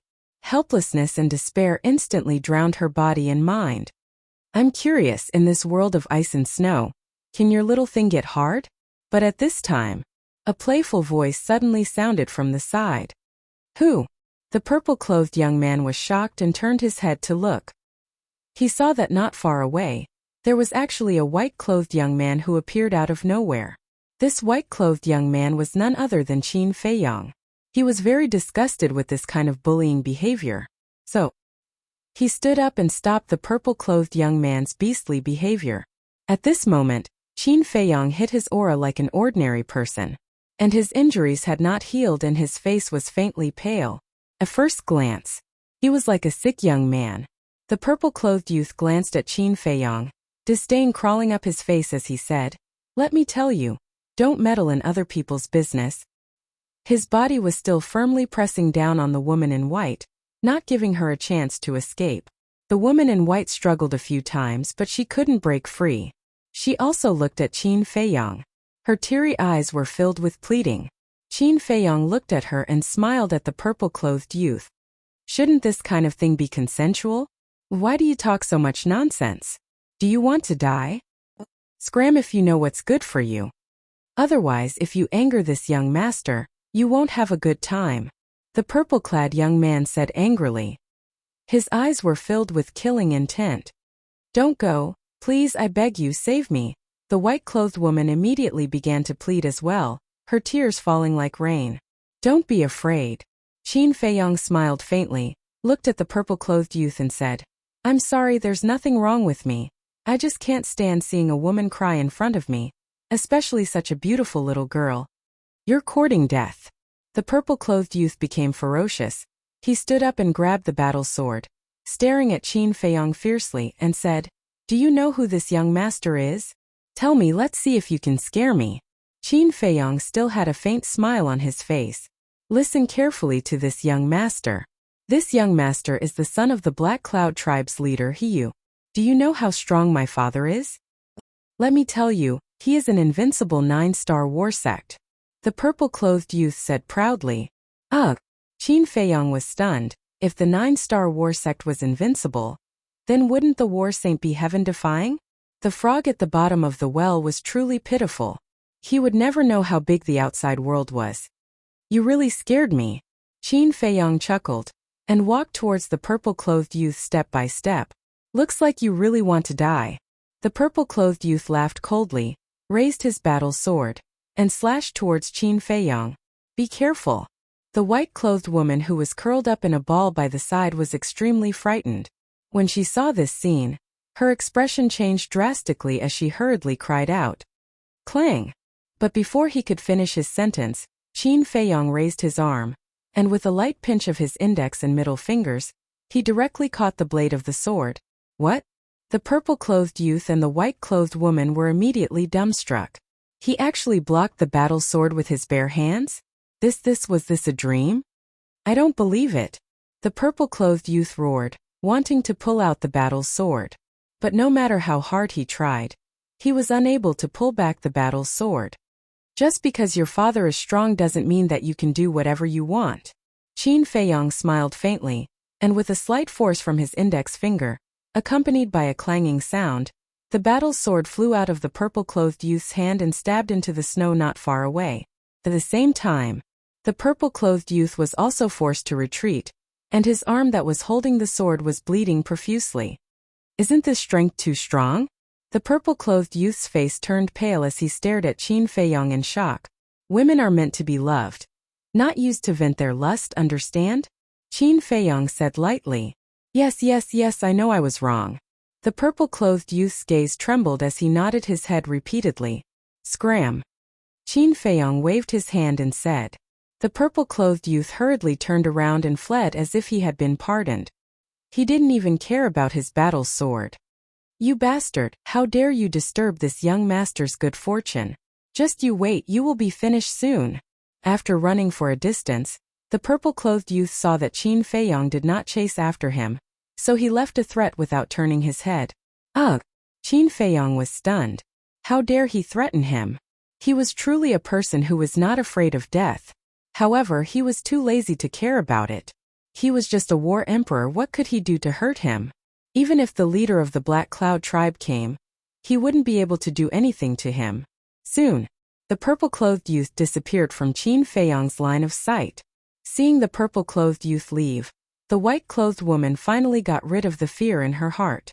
She stood up and tidied up her dress and said gratefully, Thank you. It's nothing, it's nothing. Qin Feiyang said with a faint smile and turned around to leave. Seeing that, the white-clothed woman hurriedly said, Wait, I haven't asked for Big Brother's name yet? Qin Feiyang. Qin Feiyang said without turning his head. But after saying that, he regretted it. Cui Chongqing had said that the rumor that he had killed all the people in the first and second areas was already known to everyone in the third area. And this woman definitely knew about it as well. He turned to look at the woman, his eyes flickering. Qin Feiyang at the same time. The white-clothed woman also looked at Qin Feiyang in surprise. Qin Feiyang's eyes flashed and said, What do you want to say? The white-clothed woman stammered, looking rather nervous. Qin Feiyang asked again, Do you think I look like a murderous demon king? Not at all. The white-clothed woman shook her head and said, But now, everyone is talking about how you massacred everyone in the first and second areas. Gossip is a fearful thing. Qin Feiyang sighed deeply, turned around and left in large strides. Looking at Qin Feiyang's back, the white-clothed woman struggled for a moment, and said, Qin Dage, wait. Then he chased after him. Is there anything else? Qin Feiyang stopped and turned to look at her suspiciously. No matter what kind of person you are, Qin Dage, I have to thank you properly. So, I boldly invite Qin Dage to my tribe as a guest. And I hope Qin Dage won't refuse. The white-clothed woman said with a face full of sincerity. This? Qin Feiyang hesitated. Don't worry, my father and the clansmen of my tribe are all grateful people. And they won't reveal your identity. The white-clothed woman seemed to have seen Qin Feiyang's concern, and said again, Well, I happen to have a lot of questions and I want to ask you. Qin Feiyang nodded and smiled. The white-clothed woman was overjoyed, and quickly ran to pick up the battle sword that had fallen before, and then ran to Qin Feiyang and said with a smile, My tribe is not far ahead, Qin Dage, please. Qin Feiyang smiled, turned around and strode forward. But just as he turned around, the white-clothed woman's eyes suddenly surged with a cold light, and the arm holding the battle sword suddenly raised, piercing Qin Feiyang's back like lightning, and penetrating his lower abdomen. His chi-si was also instantly shattered. Immediately, Qin Feiyang's face flushed red, and he spat out a mouthful of blood. The white-clothed woman seemed to be very scared, and quickly pulled out the battle sword, and retreated far away. Qin Feiyang looked down at the wound on his lower abdomen, and for a moment, he found it hard to believe that this woman would actually plot against him. One had to know. It was he who had saved the white-clothed woman's life before. Moreover, this woman appeared to be so kind and pure. Swish. He suddenly turned around, stared at the white-clothed woman and said, This is your so-called gratitude. As if frightened by Qin Feiyang's gaze, the white-clothed woman kept retreating and said, You killed so many people. Your sins are monstrous and you deserve to die. I am eliminating evil for the people. What's more, the city lord of Tianyang City has already put a bounty on you. Bounty? Qin Feiyang was stunned for a moment before he mocked. I think it's fake to get rid of evil for the people. It's more like it's for the bounty. I'm very curious, how much bounty did that Heavenly Sun City Lord put on me? 500 billion gold coins, a type of 6th grade pill fire. The white-clothed woman said. I'm so valuable. Qin Feiyang laughed. He didn't die even after encountering 3 great 1-star battle saints. And now he actually fell into the hands of a 3-star battle emperor. What a joke. Suddenly, his eyes burst out with a shocking killing intent. Clang! With a thought, Chang Shui appeared, streaking across the sky like lightning, and entered the white-clothed woman's heart. Ah! With a blood-curdling scream, the white-clothed woman died on the spot, and blood splattered 3 feet. Although his qi was shattered, and he was equivalent to a cripple, controlling Chang Shui did not require battle qi, and only required a thought. No matter how kind a person looks on the surface, they can't be trusted easily. Looking at the white-clothed woman's corpse, Qin Feiyang couldn't help but let out a long sigh. This was the price of trusting a person easily. However, after fusing with the fire of life, the shattering of the qi was not a fatal injury. Moreover, he still had the spirit C pill, and as long as he recuperated for a period of time, his qi would be able to recover. Following that,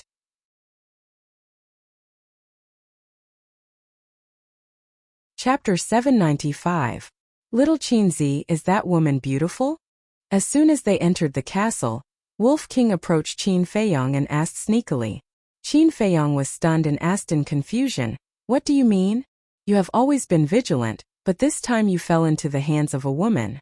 So we were thinking that she must be a great beauty." Wolf King chuckled. Qin Feiyang was stunned and looked at Fatso and the others. Everyone's eyes were full of ridicule. Wolf King urged, "Tell us, we are really curious." Qin Feiyang's face darkened and he said angrily, "That's enough. Who hasn't made a mistake? It's understandable for others to make a mistake, but it's unusual for you to make a mistake." The fatty chuckled and a wretched grin appeared on his face. Qin Feiyang was helpless to the extreme. He was not a god. He was just a mortal with the naked eye. Besides, even if he was a god, there would be times when he made a mistake. Was it necessary to tease him like this? He was too lazy to talk nonsense. He directly sat cross-legged on the ground, took a spirit C pill, and began to repair his qi. Seeing this, Fatso and the others couldn't help but snicker. Fatso said secretly, "Do you think we should just let it go?" "Nonsense, of course we can't just let it go." Lu Hong snorted coldly. The fatty was slightly taken aback. He looked at Lu Hong playfully with a meaningful smile on his face. Not long after Qin Feiyang entered the castle, a group of people flew over aggressively. The person in the lead was a burly man. He was about 1.9 meters tall and wore a pair of black shorts. His upper body was exposed, and his bronze skin was full of explosive power. His eyes were sharp, his muscles bulged, and his whole body exuded a wild aura. Beside the burly man was a young man. His face was pale and his gaze was weak. However, there was a sinister look between his brows. It was the purple-clothed youth who had escaped earlier, He Yu. There were more than 10 people behind the two of them. Their strength was not bad either, and the weakest was a 1-star battle ancestor. Not long after, a group of people arrived at the scene of the incident. He Yu pointed downwards and said, "Uncle, it was here earlier." The burly man swept his gaze across the glacier below. Looking at the radius of several miles, there was not even a shadow of a ghost, let alone a human. He turned to He Yu and frowned. "Are you sure?" "Yes." He Yu nodded. A black-clothed man behind him said, "Could it be that he has already gone to the White Cloud tribe?" "Impossible. The White Cloud tribe is adjacent to our Black Cloud tribe. If he really went to the White Cloud tribe, he would definitely meet us on the way." The burly man shook his head. After pondering for a while, he waved his hand and said, "Go down and search carefully. See if you can find any clues." "Yes." The 10 or so people behind the burly man respectfully responded and spread out in all directions, starting a carpet search. He Yu swept his gaze across the forest below, and his gaze became gloomier. He said, "Uncle, no matter what, we can't let him escape. Don't worry. With Uncle here, as long as we can find him, he will definitely die today. But you don't blame Uncle for scolding you. What you did this time was really inappropriate." The burly man said. "This?" He Yu frowned and said, "Didn't you and Father ask me to take down that woman? Why are you blaming me now?" "Yes. We asked you to take down Yi Kair. As long as you can marry her, our Black Cloud tribe will be able to nibble away their White Cloud tribe step by step. At that time, when our two tribes merge into one, our Black Cloud tribe's position in the third region will change completely. But your father and I want you to please Hikayer and make her willing to be your woman. You, on the other hand, actually tricked her out and forced yourself on her. Isn't this ruining our good fortune? The burly man said angrily. Hiyu heard this and lowered his head. He said, Uncle, I was wrong. It's good that you know you were wrong. The main problem now is that we can't let the White Cloud tribe know about this. Our two tribes are equal in strength. If we really fight because of this, it will definitely be a situation where both sides lose. The burly man said with a trace of worry between his eyebrows. Hiyu was shocked and secretly said, Uncle, you mean to silence them by killing them? That's right. No matter if it's Hikayer or the person who ruined your plan, they must die. The burly man nodded, his eyes full of killing intent. While the two were talking, on the snowy ground below, a burly man who was searching around suddenly felt as if he had stepped on something. He squatted down in surprise and dug away the snow, and a female corpse immediately came into his sight. Hikayer! He suddenly changed color and shouted, Come over quickly. What's the situation? Hiyu and the burly man looked at each other and quickly swooped down and landed beside the burly man. When they saw the female corpse, their faces were filled with shock. What's going on? Didn't you say that person saved Hikayer? But how did she die here? The people who heard the news all looked at Hiyu in surprise. I don't know either. Hiyu also had a confused look on her face. Suddenly, the burly man's eyes lit up and said, This is a good thing. Good thing? Everyone looked at him suspiciously. The burly man looked at Hiyu and said, Hikayer's death must be related to that person, and as long as Hikayer is dead, other than us, no one will know what you did to Hikayer. Doesn't that person know? Hiyu frowned. So what if he knows? Will the White Cloud tribe believe his words? Let me tell you, go to the White Cloud tribe later and tell Hikayer's father. The burly man whispered a few words in Hiyu's ear. After listening, Hiyu's eyes lit up. He gave a thumbs up and said with a sinister smile, Great, Uncle is indeed worthy of being the star of wisdom of my Black Cloud tribe. Looking at the two people who were laughing sinisterly, the more than 10 people of the Black Cloud tribe next to them were all puzzled. The burly man chuckled, looked at the others and said, Don't ask anything, go back first and wait for a good show. Immediately, the group of people went back the way they came. Are you going to leave just like that? But at this moment, a joking voice sounded. Wolf King and Fatso appeared behind the group of people out of thin air. The castle was right next to Hikayer's body, so the words of Hiyu and Hiyu were clearly heard by Qin Feiyong and the others. Although they did not hear the burly man's last words to Hiyu, they could imagine that it was definitely not a good thing. So, Qin Feiyong let Fatso and Wolf King come out and deal with these people. Who are you? How did you appear? Towards the sudden appearance of a man and a wolf, Hiyu and the others were also extremely surprised. Fatso looked at Hiyu and laughed. If you can tell Fat Lord those last words, Fat Lord will tell you who we are and how we appeared. You're courting death. Hiyu's eyes darkened and said, Uncle, this might be that person's accomplice, we can't let them go. Aya, you're so smart? Yes, the man who scared you to the point of pissing your pants just now is my little brother. Wolf King let out a strange cry, his eyes full of ridicule. Little brother? Heard of it? The faces of the group of people from the Black Cloud tribe suddenly became incomparably strange. Haha, are you here to be funny? You're just a beast. How could he be your little brother? Following closely, the group of people burst into laughter.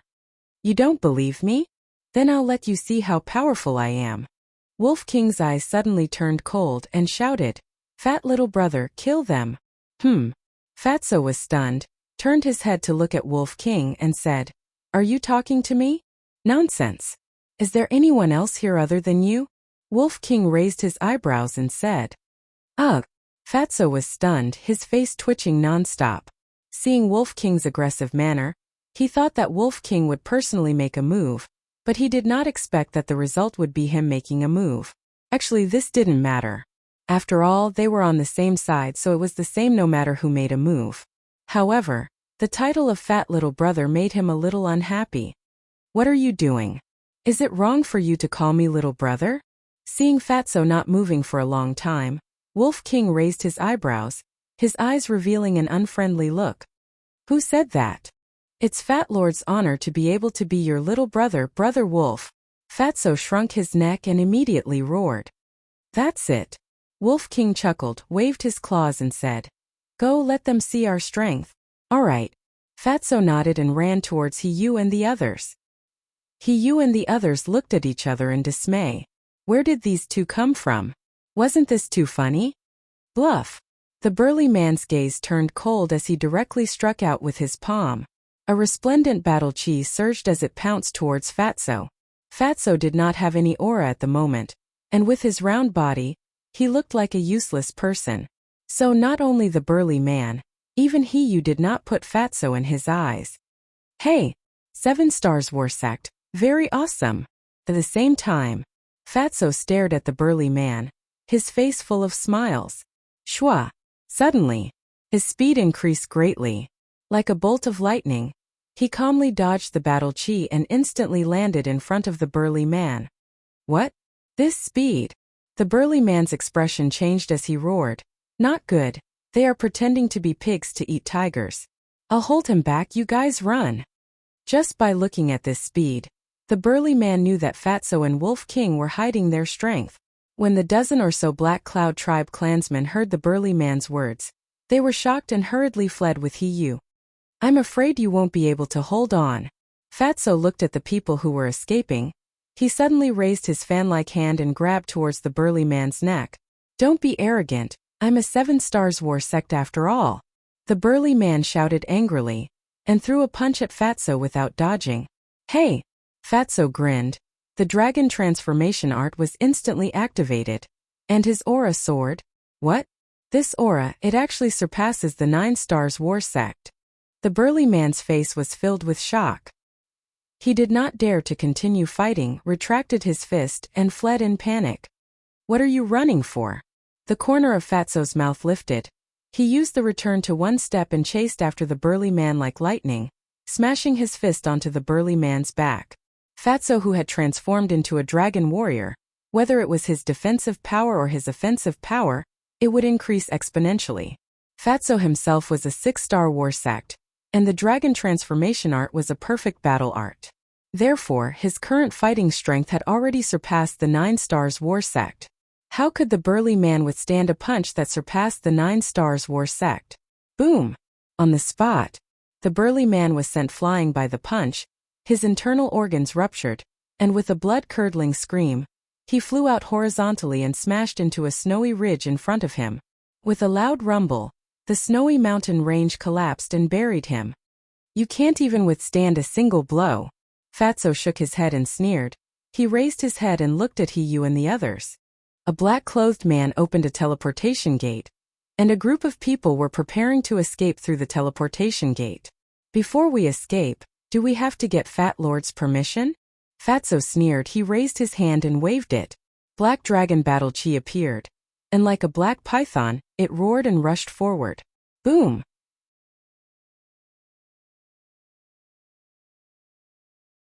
Chapter 796. Trash. Fatso smiled disdainfully, took back his arm, turned around and walked to Wolf King. He laughed and said, Well, Fat Lord is awesome, right? Humph, it's just a group of small fish. What's there to be proud of? Wolf King rolled his eyes at him and whispered, Little Chinzi, that's enough. Take us to the castle. Before his voice died away, Fatso and Wolf King disappeared into thin air, as if they had evaporated from the world, leaving no trace. However, not long after they disappeared, a bloody figure crawled out from the collapsed snowy mountain. It was the burly man. Glancing at the empty snowy land, he immediately opened a portal and climbed in.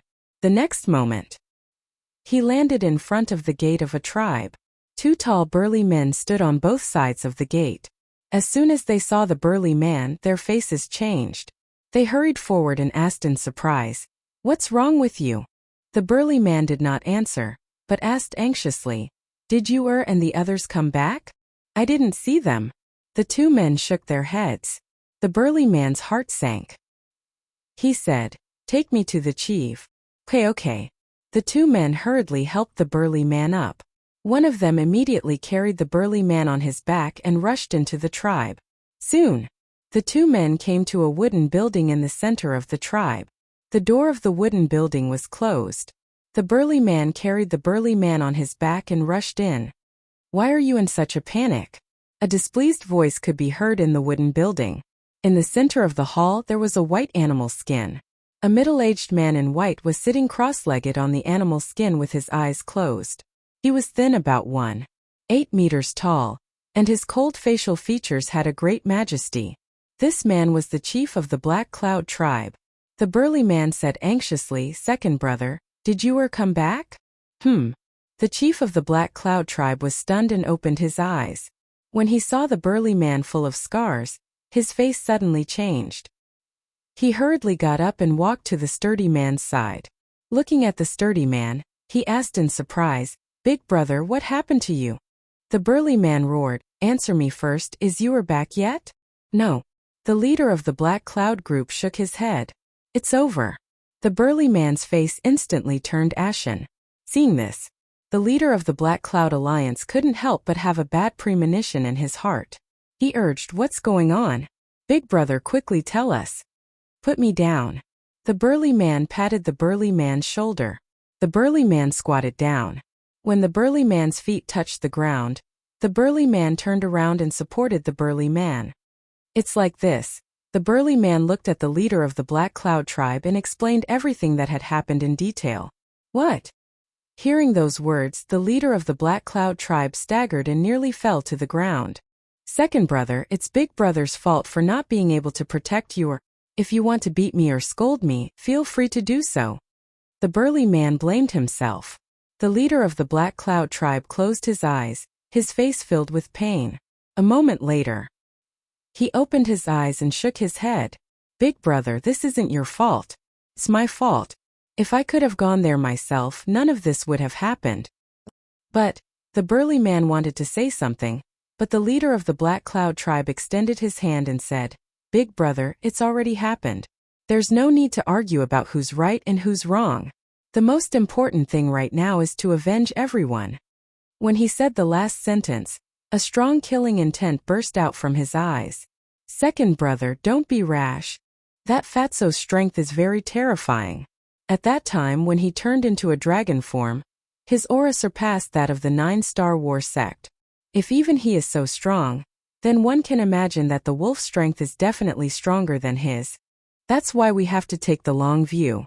The burly man hurriedly said, "Stronger than the 9-Star War sect?" The leader of the Black Cloud tribe was stunned. "Do you know them?" "I've never seen it before, nor have I heard of it before." The burly man shook his head. "Strange. I have some understanding of the major tribes in the third area. Why have I never heard of anyone who can transform into a dragon form?" The leader of the Black Cloud tribe frowned. The burly man said in a deep voice, "No matter who they are, we have to make them pay the price. Second brother, I have a good idea." "Speak." The leader of the Black Cloud tribe looked at him. The burly man waved to the leader of the Black Cloud tribe. The leader of the Black Cloud tribe walked forward and whispered a few words into his ear. "Good idea." The leader of the Black Cloud tribe was overjoyed. He supported the burly man and looked at the burly man beside him. "You guys go to the White Cloud tribe immediately, and tell Yichi that his daughter has been killed." "Yes, sir." The burly man respectfully replied, opened a teleportation door, and quickly left. "Big brother, you should rest first." The leader of the Black Cloud tribe also supported the burly man and walked to the beast's skin. He let the burly man sit on the beast's skin, then took out a healing pill and fed it to the burly man. About 100 breaths passed. Shwa! 2 figures suddenly descended out of thin air. One of them was the burly man who had been ordered to go to the White Cloud tribe. The other person was a middle-aged man in black. His body was thin, his facial features were as sharp as knives, and his long black hair draped over his shoulders. He exuded an astonishing domineering aura. But at this moment, his face was as gloomy as water, giving people a sense of crisis as if a volcano was about to erupt. This person was the leader of the White Cloud tribe, Yikair's father Yi. "How did my daughter die?" As soon as Yichi arrived, he stared at the leader of the Black Cloud tribe and the burly man. Brother Yi, don't worry. Let me tell you slowly. The leader of the Black Cloud tribe quickly comforted him. Yichi roared. It's not your daughter who died. Of course you're not worried. Yichi, don't go too far. This time not only your daughter but my son Hiyu also died. Even more than a dozen battle masters in my tribe were killed. The leader of the Black Cloud tribe said angrily. What? Who did it? Yichi was surprised. I don't know either. The leader of the Black Cloud tribe shook his head. Yichi took a deep breath and calmed down. Tell me the details. You know that I've always wanted to form an alliance with the White Cloud tribe. So not long ago, I asked you to invite your daughter out to play and cultivate their relationship. Although your daughter was a little resistant to my son, it was a peaceful journey. But on their way back, a young man in white suddenly appeared. As soon as this person saw your daughter, he was lustful and wanted to take her by force. Before the leader of the Black Cloud tribe finished speaking, Yichi said angrily, damn it. Then what about your son? Why didn't he save my daughter? Of course he saved her. Although Yuer was arrogant and domineering, he was infatuated with your daughter. But that person was too strong. Yuer was not his opponent at all. In the end, not only did he not save your daughter, but he was also seriously injured by that person. Yuer knew that he couldn't fight head-on, so he pretended not to care and ran back to us for help. I also immediately asked my big brother to bring a dozen war sect members to rescue your daughter, but when they arrived at the scene of the incident, they found that your daughter had already been killed. The leader of the Black Cloud tribe said with a sorrowful face. Yichi clenched his fists, making cracking sounds. He looked at the burly man who was seriously injured and said in a low voice, was your son also killed by that person? No, it's his accomplice. His accomplice is very strong. My big brother was heavily injured by them. And according to my big brother, their strength even surpasses that of the 9-star war sect. The leader of the Black Cloud tribe said, what? Surpassing the 9-star war sect, could it be a war saint? Yichi was surprised. It's not a war saint. According to my guess, it should be some kind of battle technique that has greatly increased their strength, the burly man said. Yichi frowned. Then how strong are their cultivations? At that time there was only one fatso who made a move. His cultivation seemed to be at the 6-star war sect. The burly man said. A 6-star war sect to be able to display strength that surpasses that of a 9-star war sect, doesn't that mean he has mastered a perfect battle technique? Ichi said in shock. That's what I thought too. That's why I called you here. I want to join hands with your White Cloud tribe to kill this thief and avenge our children. The leader of the Black Cloud tribe said with a bone-piercing killing intent. This, Yichi on the other hand hesitated. Although his daughter's death caused him great pain, as the leader of a tribe, he had no choice but to weigh the pros and cons. To even have a perfect battle technique, the identity of this group of people was definitely not simple. In order to avenge his daughter, it was obviously not wise to provoke such an existence.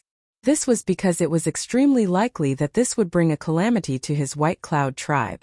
Brother Yi, I know your concerns, but we can't let them die in vain. The leader of the Black Cloud tribe shouted. Yes.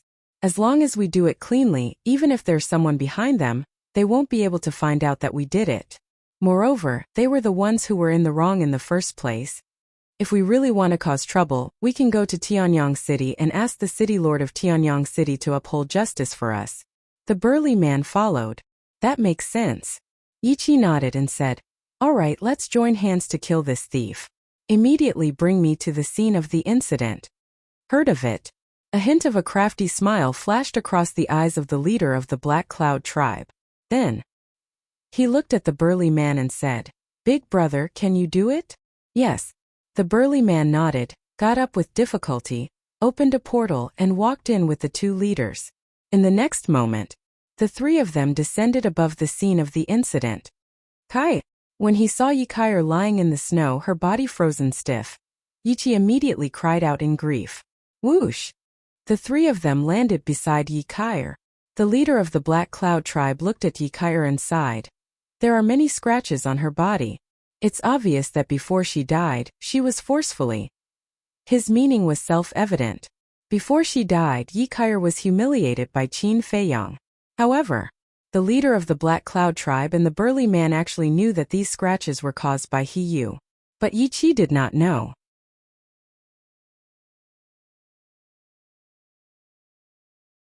Chapter 797.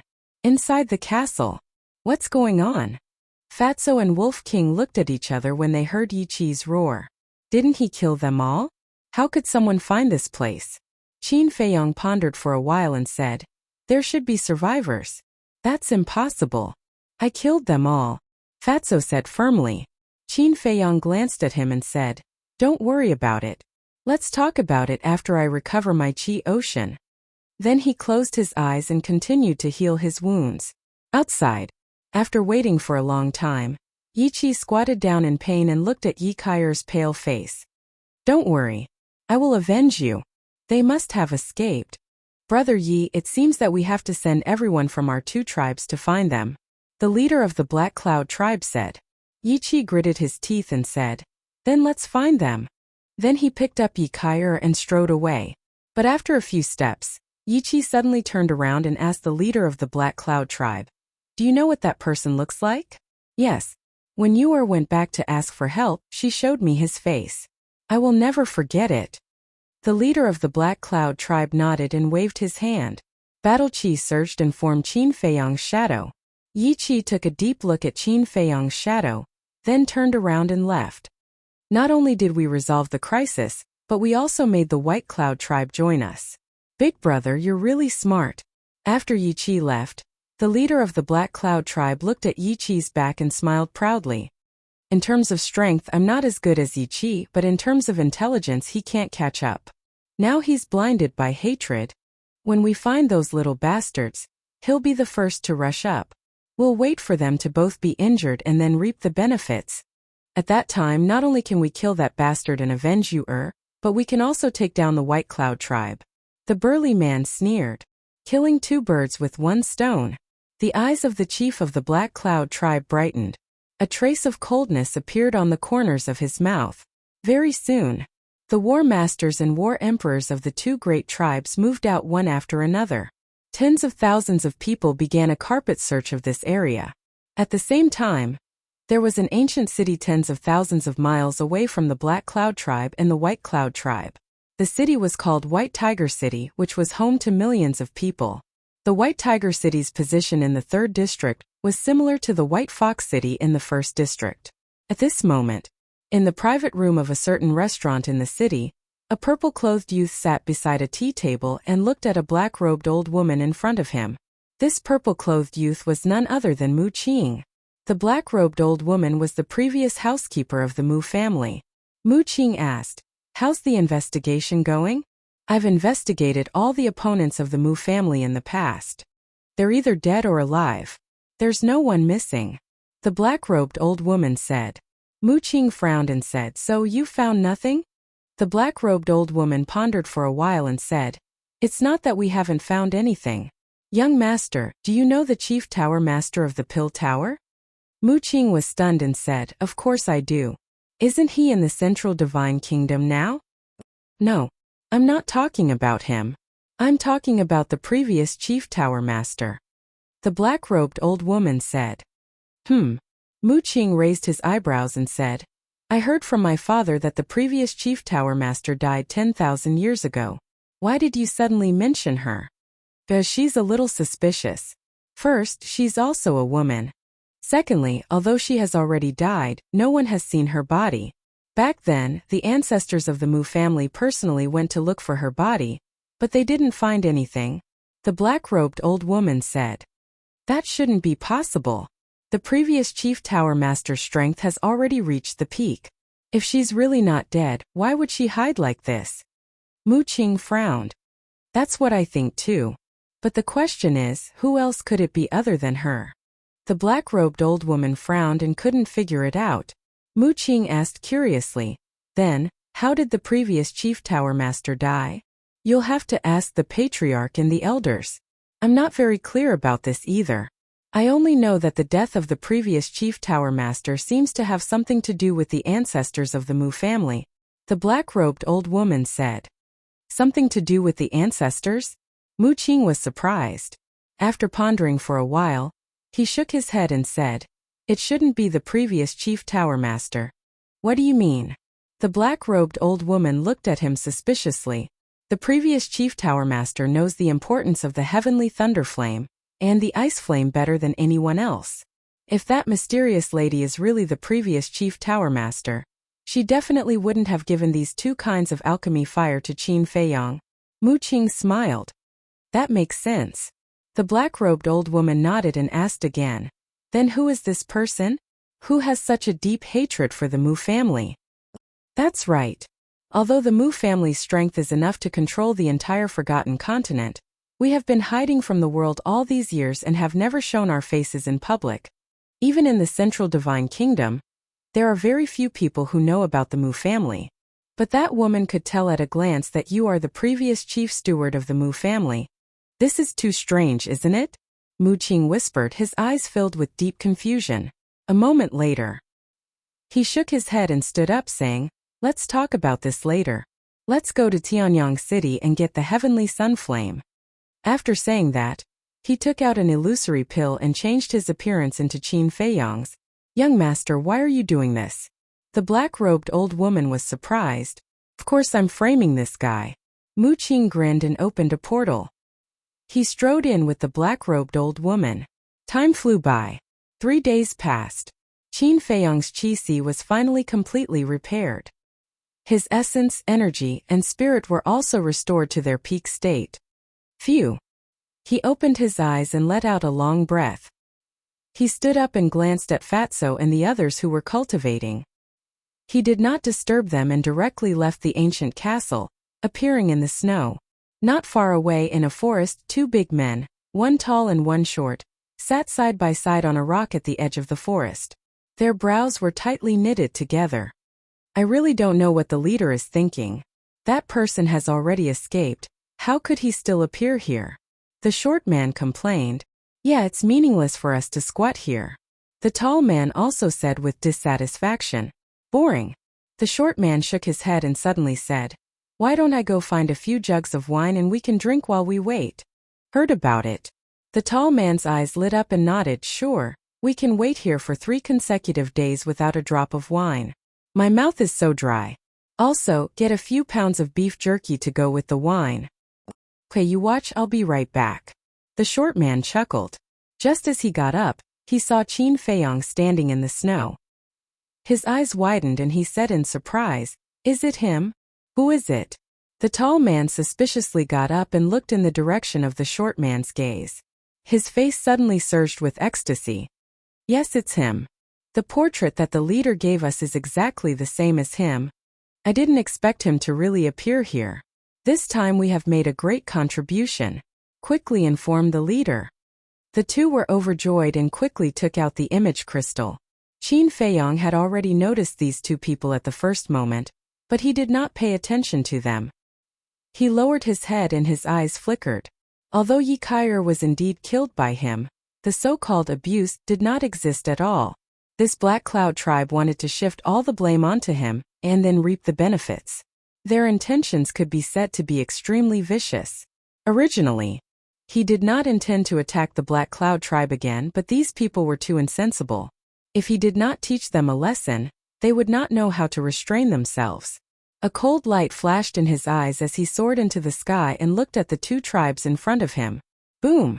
It was also at this moment. A terrifying aura descended. Yi Qi landed in front of Qin Feiyang, his face full of hatred. The 2 burly men did not hide anymore and ran out to stand behind Yi Qi. Qin Feiyang looked at Yi Qi and asked, "Who are you?" After killing Yi Kaier, he had been in the castle. So, he was still very unfamiliar with the leaders of the Black Cloud tribe and the White Cloud tribe. "My name is Yi Qi. I am Yi Kaier's father. Give me back my daughter's life." Yi Qi roared and the aura of the 9-star battle sect erupted. Without saying a word, he charged towards Qin Feiyang. Qin Feiyang raised his eyebrows and retreated like lightning. "I killed your daughter, but she plotted against me first. Bastard! You humiliated my daughter and even made a false accusation. You're worse than a pig or a dog." Yi Qi was furious. He took a mysterious step and chased after Qin Feiyong crazily. Qin Feiyong frowned and said, "Can you let me finish speaking first? You'll be used by others like this. There's nothing to say. Today either you die or I die." Yi Qi had gone completely crazy.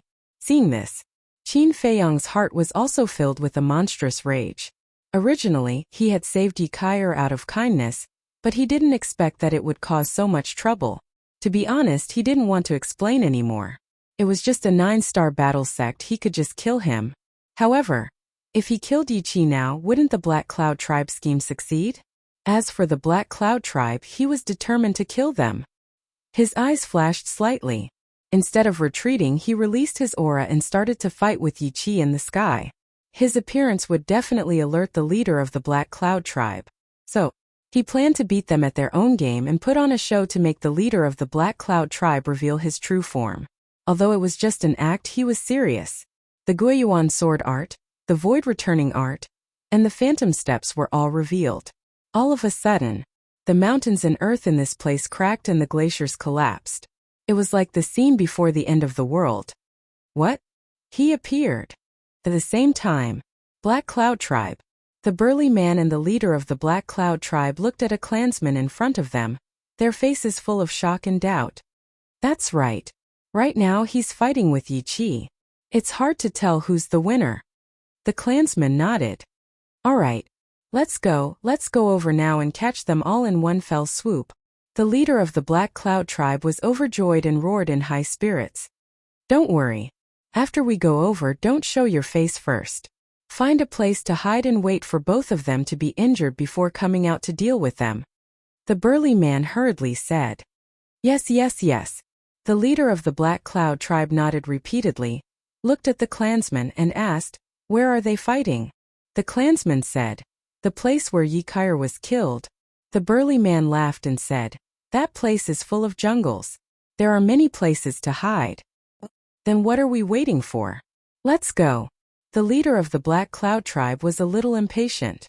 Suddenly, he seemed to have thought of something and said, by the way, big brother, should we gather the other clansmen and the high priest to help? There's no need. Now that my injuries have healed, when both of them are injured, they'll be lambs waiting to be slaughtered. With the strength of the two of us, it's completely enough to take them down. The burly man chuckled as if everything was under his control.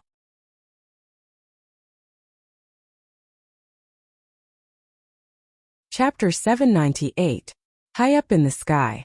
The battle between Qin Feiyong and Yi Qi had already reached its climax. Both of them were covered in wounds and blood splattered everywhere, dyeing the sky red.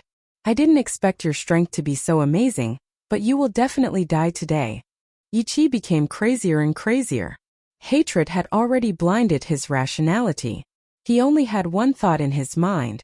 That was to tear the beast in front of him who bullied his daughter into pieces. Is that so? Qin Feiyong sneered.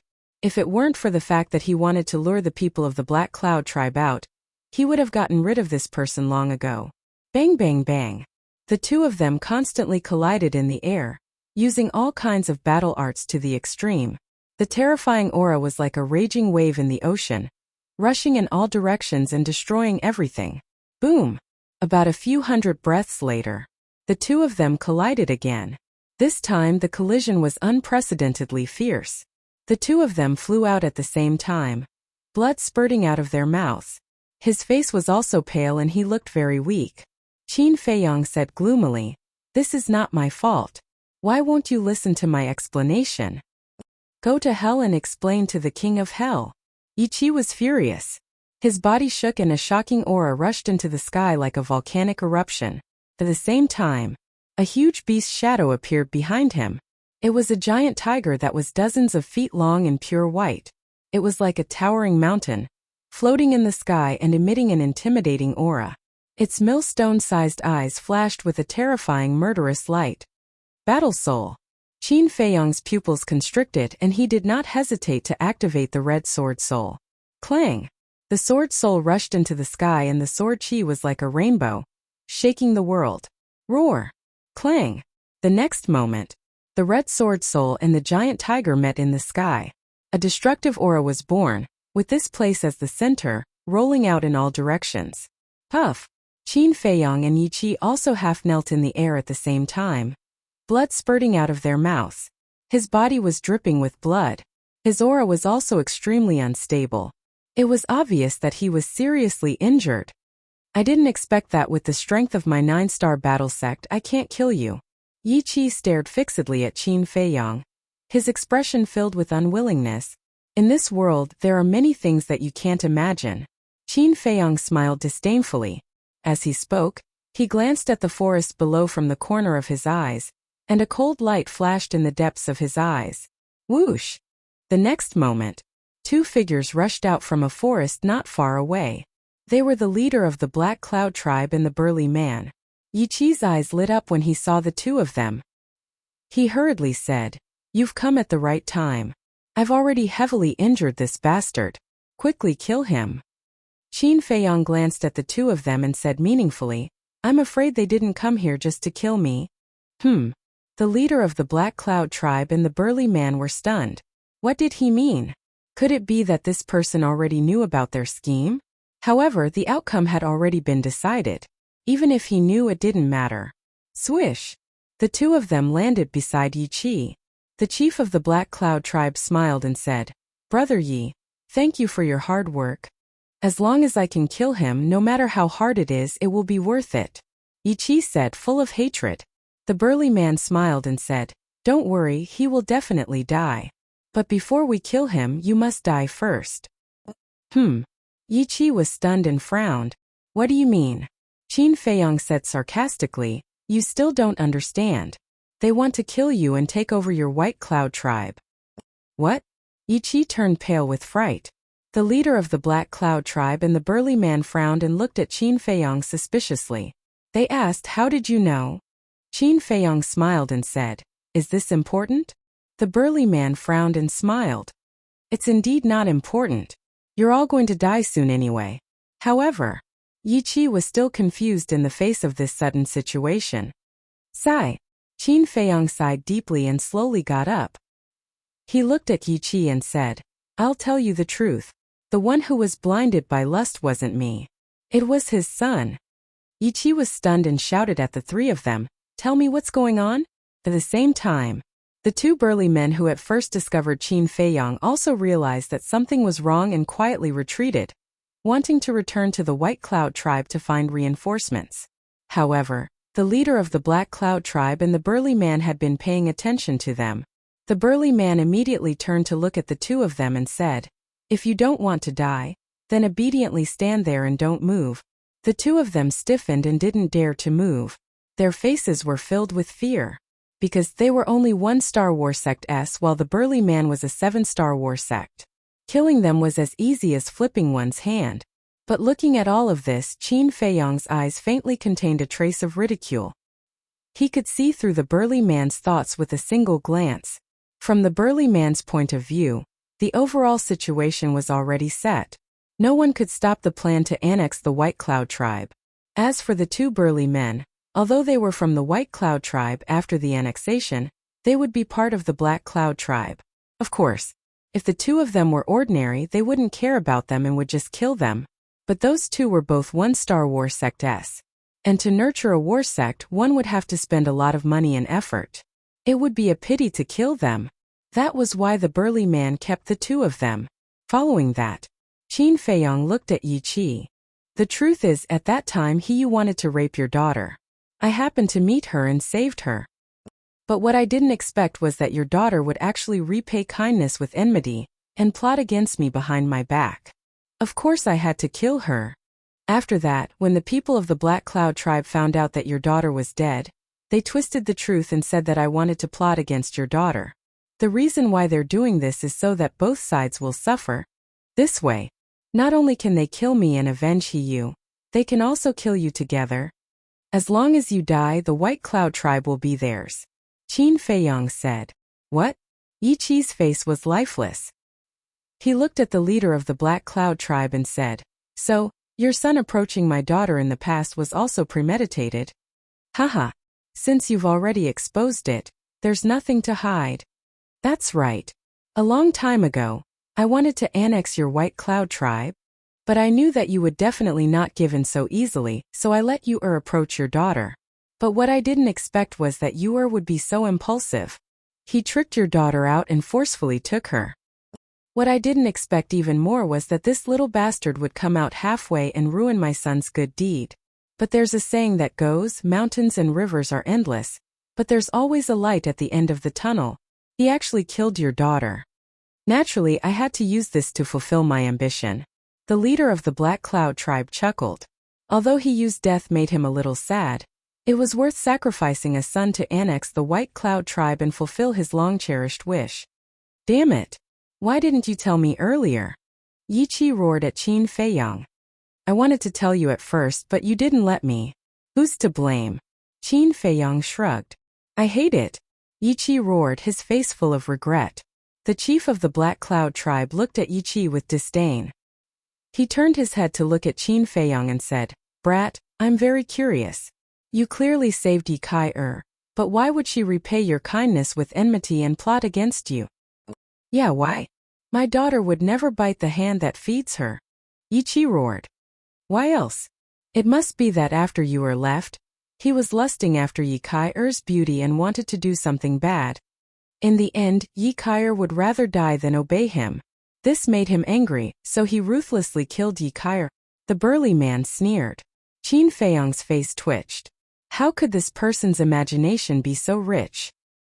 He sized up the burly man. The corners of his mouth raised slightly, and said, Do you think you're very smart? The burly man looked at him with contempt and said, This was all my idea. What do you think? Clap. Qin Feiyang raised his hands and clapped. He shook his head and sighed. What a sad frog in the well. What did you say? The burly man's face darkened.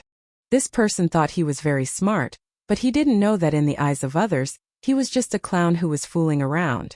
Qin Feiyang ignored him and looked at Yi Qi, saying, Your daughter plotted against me because she knew my true identity. True identity? The leader of the Black Cloud tribe and the burly man were shocked. Could it be that this person really had a powerful background? The burly man asked, Who are you? It doesn't matter who I am because you're going to die soon. Qin Feiyang smiled. Die. The two of them looked at each other and couldn't help but laugh as if they were looking at an idiot. You want to kill us in your current state? The burly man sneered. Not to mention you, even if you call your two companions here, they won't be able to return alive today because I'm here. The leader of the Black Cloud tribe said proudly. You're so confident? Qin Feiyang was stunned. Yes, I'm confident. Your two companions are indeed very strong to be able to seriously injure my big brother. But my big brother is only a 7-star war sect. And I am a 9-star war sect. In front of me, they can't even withstand a single blow. The leader of the Black Cloud tribe said contemptuously, full of confidence. Hearing your words, my two companions must be very angry right now. Qin Feiyang chuckled. The leader of the Black Cloud tribe said, Then call them over. It just so happens that I can catch all of you in one fell swoop. All right, I'll do as you wish. Qin Feiyang's eyes flashed. And with a thought, Wolf King and Fatso appeared out of thin air. As expected, the man in the wolf's eyes were filled with anger. Boom! At the same time they transformed, and their auras suddenly doubled. Wolf King stared at the leader of the Black Cloud tribe arrogantly and said, Old dog, are you very arrogant? Seeing Fatso and Wolf King transform, the leader of the Black Cloud tribe was also quite surprised. But soon, this surprise was replaced by a strong sense of contempt. He looked at Wolf King and sneered, Killing you is like slaughtering a dog. No, you're a big wolf dog. Big wolf dog?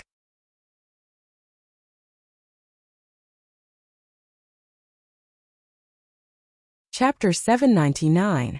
Boom! Sure enough, Wolf King was furious. It waved its claws and took out the rib. Staring at the burly man it said, We were careless last time and let you escape by luck. But this time, even if God comes down, he won't be able to save you. As soon as it finished speaking, it used the air escape step and landed in front of the burly man in an instant. The burly man's expression changed. He hurriedly retreated in horror and shouted, Second brother, save me. With just him, Wolf King was disdainful. You're courting death. The leader of the Black Cloud tribe was right next to the burly man. Seeing this, he immediately attacked Wolf King. Trash. Wolf King waved the rib and smashed it directly on the wrist of the leader of the Black Cloud tribe. With a scream, the leader of the Black Cloud tribe was sent flying on the spot. His wrist also exploded in an instant. Flesh and blood splattered everywhere. So strong. The leader of the Black Cloud tribe was shocked. Yi Qi was shocked. The burly man's face was even paler. With your little strength, you dare to be arrogant in front of us. You're really tired of living. Wolf King's eyes were full of contempt. Its claws reached out and grabbed the burly man's head. With a light squeeze, the man's skull cracked with a crack. The sound of the skull cracking was not very loud, but it was like a clap of thunder that exploded in the burly man's mind. Immediately, his body was paralyzed. He knelt in the air and begged in horror, "Don't kill me. I know I'm wrong. I'll kowtow to you. A little trash like you doesn't even have the right to kowtow to me." Wolf King's claws exerted force and the burly man's head exploded like a watermelon. The scene was extremely bloody and terrifying. Yi Qi and the leader of the Black Cloud tribe were stunned. They never thought that these people were so powerful. The leader of the Black Cloud tribe was scared. His previous arrogance was gone. Only fear was left. Whoosh! He quickly turned around and fled without looking back. You want to escape after angering Brother Wolf? Is that possible? Fatso laughed. Whoosh! But at this moment, two figures broke through the air and arrived. They were two middle-aged women. One was wearing a long white dress. One was wearing a long black dress. Although there were wrinkles at the corners of her eyes, she was still charming. These two were the high priests of the Black Cloud tribe and the White Cloud tribe. Stop! We can't fight anymore. As the two of them flew, they called out to Yi Qi and the chief of the Black Cloud tribe. What are you doing here? Go back quickly. Yi Qi and the chief of the Black Cloud tribe shouted anxiously. But those two turned a deaf ear to him. Soon they landed beside Yi Qi and the chief of the Black Cloud tribe. Furthermore, both of them looked at Qin Feiyong in unison, their faces full of horror. What happened? Yi Qi and the chief of the Black Cloud tribe were bewildered. The woman beside Yi Qi suddenly knelt in the air. She looked at Qin Feiyong and said, "Little brother, we were wrong. Please let us go." The woman beside the chief of the Black Cloud tribe also knelt down and looked at Qin Feiyong pleadingly. Seeing this scene, Qin Feiyong, Fatso, and Wolf King were all confused. What was going on? Yi Qi and the chief of the Black Cloud tribe were completely dumbfounded. "I'm really sorry. Please do us a favor.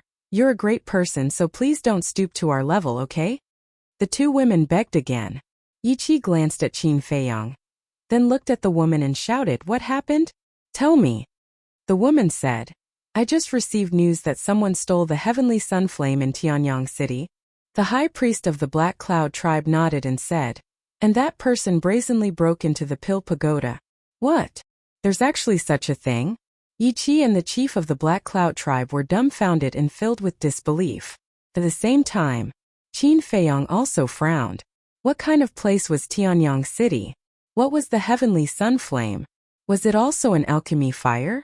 Suddenly, Yi Qi quivered and came back to his senses. He looked at Qin Feiyong and said in surprise, "Then what does this have to do with him?" "That's because that person is him. And he's the murderer who massacred the first and second districts, Qin Feiyong." The two women said word by word. Qin Feiyong. Yi Qi and the chief of the Black Cloud tribe trembled and looked at Qin Feiyong in disbelief. This person was actually that murderous demon king? They also understood why Yi Kair had repaid kindness with enmity. Immediately, the two of them fell into deep fear. However, Qin Feiyong, Fatso, and Wolf King were confused. They had just entered the third district and didn't even know where Tianyang City was. How could they break into the Pill Pagoda and steal the heavenly sun flame? Qin Feiyong looked at the two women and asked, "Is the heavenly sun flame an alchemy fire? You've already stolen it. Do you still need to ask us?" The two women said, "Answer my question." Qin Feiyong's gaze turned cold. The two of them couldn't help but shiver. They hurriedly nodded and said, "It's an alchemy fire, and it's a 6th grade one." Qin Feiyong frowned and said, "When did this happen?" The high priest of the White Cloud tribe said, According to the messenger from Tianyang City, it was about an hour ago. Qin Feiyang frowned. An hour ago? He was still repairing his qi in the castle. Could it be that someone was impersonating him? Thinking of this, Qin Feiyang asked again, "Are you sure that I was the one who stole the heavenly sun flame?" The two of them nodded. "Looks like someone really did impersonate me," Qin Feiyang muttered. "But who was it?" Fatso secretly said. "Could it be Mu Qing?" Mu Qing. Qin Feiyang pondered for a moment and continued to ask, "Who else was there when we stole the heavenly sun flame?" It said that there was also a black-robed old woman who was extremely strong. Even the Pill Tower's tower master was no match for her. The two women said. Killing intent flashed in Fatso's eyes as he said in a deep voice, "Then it must be Mu Qing. That bastard actually dared to frame you. He's courting death." A cold light also appeared in Wolf King's eyes. That black-robed old woman didn't hide her identity. This means that Mu Qing isn't afraid of us finding out. I think that the rumor of me slaughtering the first and second districts must have been spread by him. Qin Feiyang rubbed his aching forehead. That black-robed old woman was too strong. Even if he knew that it was Mu Qing who was behind it, he couldn't do anything to Mu Qing. But why did Mu Qing snatch the heavenly sun flame? Could it be that this heavenly sun flame was the same as the heavenly thunder flame and the ice frost flame, hiding some kind of secret? Qin Feiyang's eyes flashed and said, "How far is Heavenly Sun City from here?" The high priest of the Black Cloud tribe said, "About 100,000 miles. Give me the coordinates." Qin Feiyang said. How could they dare to hesitate? They hurriedly gave the coordinates to Qin Feiyang. After receiving the coordinates, Qin Feiyang scanned the four of them, his eyes flickering. The four of them also had faces full of fear. That's not right. Suddenly, Qin Feiyang's gaze trembled, and strands of cold light burst out of his eyes. Seeing this, the four of them were also extremely afraid. Qin Feiyang looked at the two women and said, "I want to ask, did you tell the people of Heavenly Sun City that I am here?" No. The two women shook their heads repeatedly, but there was a trace of panic in their expressions. They were obviously lying. Qin Feiyang already had an answer in his heart and asked, "I'll ask you again, did you really not?" "Really? We swear." The two of them vowed solemnly. "Let me ask you another question. Are the Pagoda Master and the City Lord of Heavenly Sun City dead?" Qin Feiyang said. "No." The two of them shook their heads. "Since they are not dead, they will definitely increase the bounty on me. In the face of such a huge sum of wealth, how can you not be tempted? I'm guessing that the moment you received the news, you must have already told the people of Heavenly Sun City that I was here. Now that you are begging here, on one hand you are trying to save yourselves. On the other hand, you are probably stalling for time, waiting for the people of Heavenly Sun City to come." Qin Feiyang smiled faintly. The two of them trembled both physically and mentally. How could this person be so smart to be able to guess this? Actually, when I asked the second time, I was giving you a chance. If you are willing to tell the truth, I can let you go. Unfortunately, you are too insensible.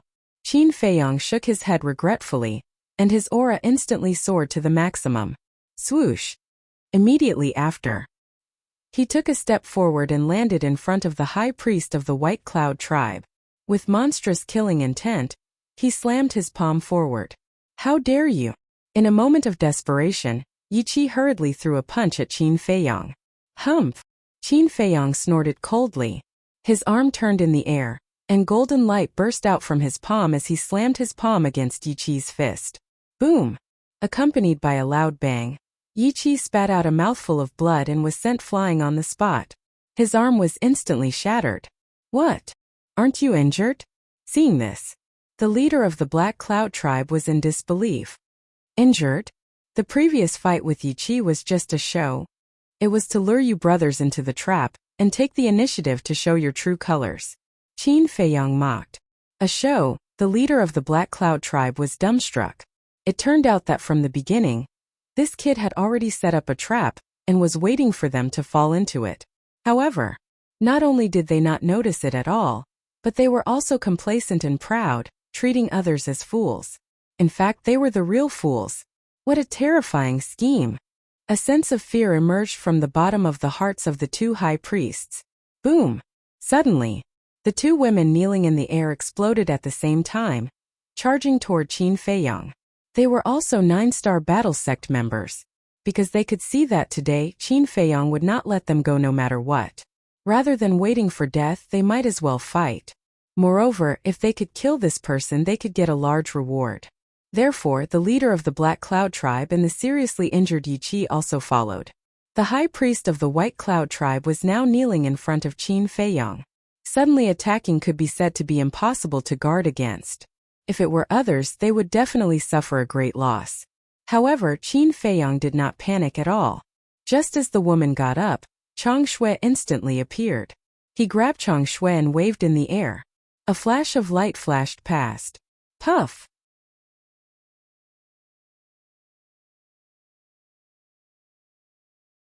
Chapter 800.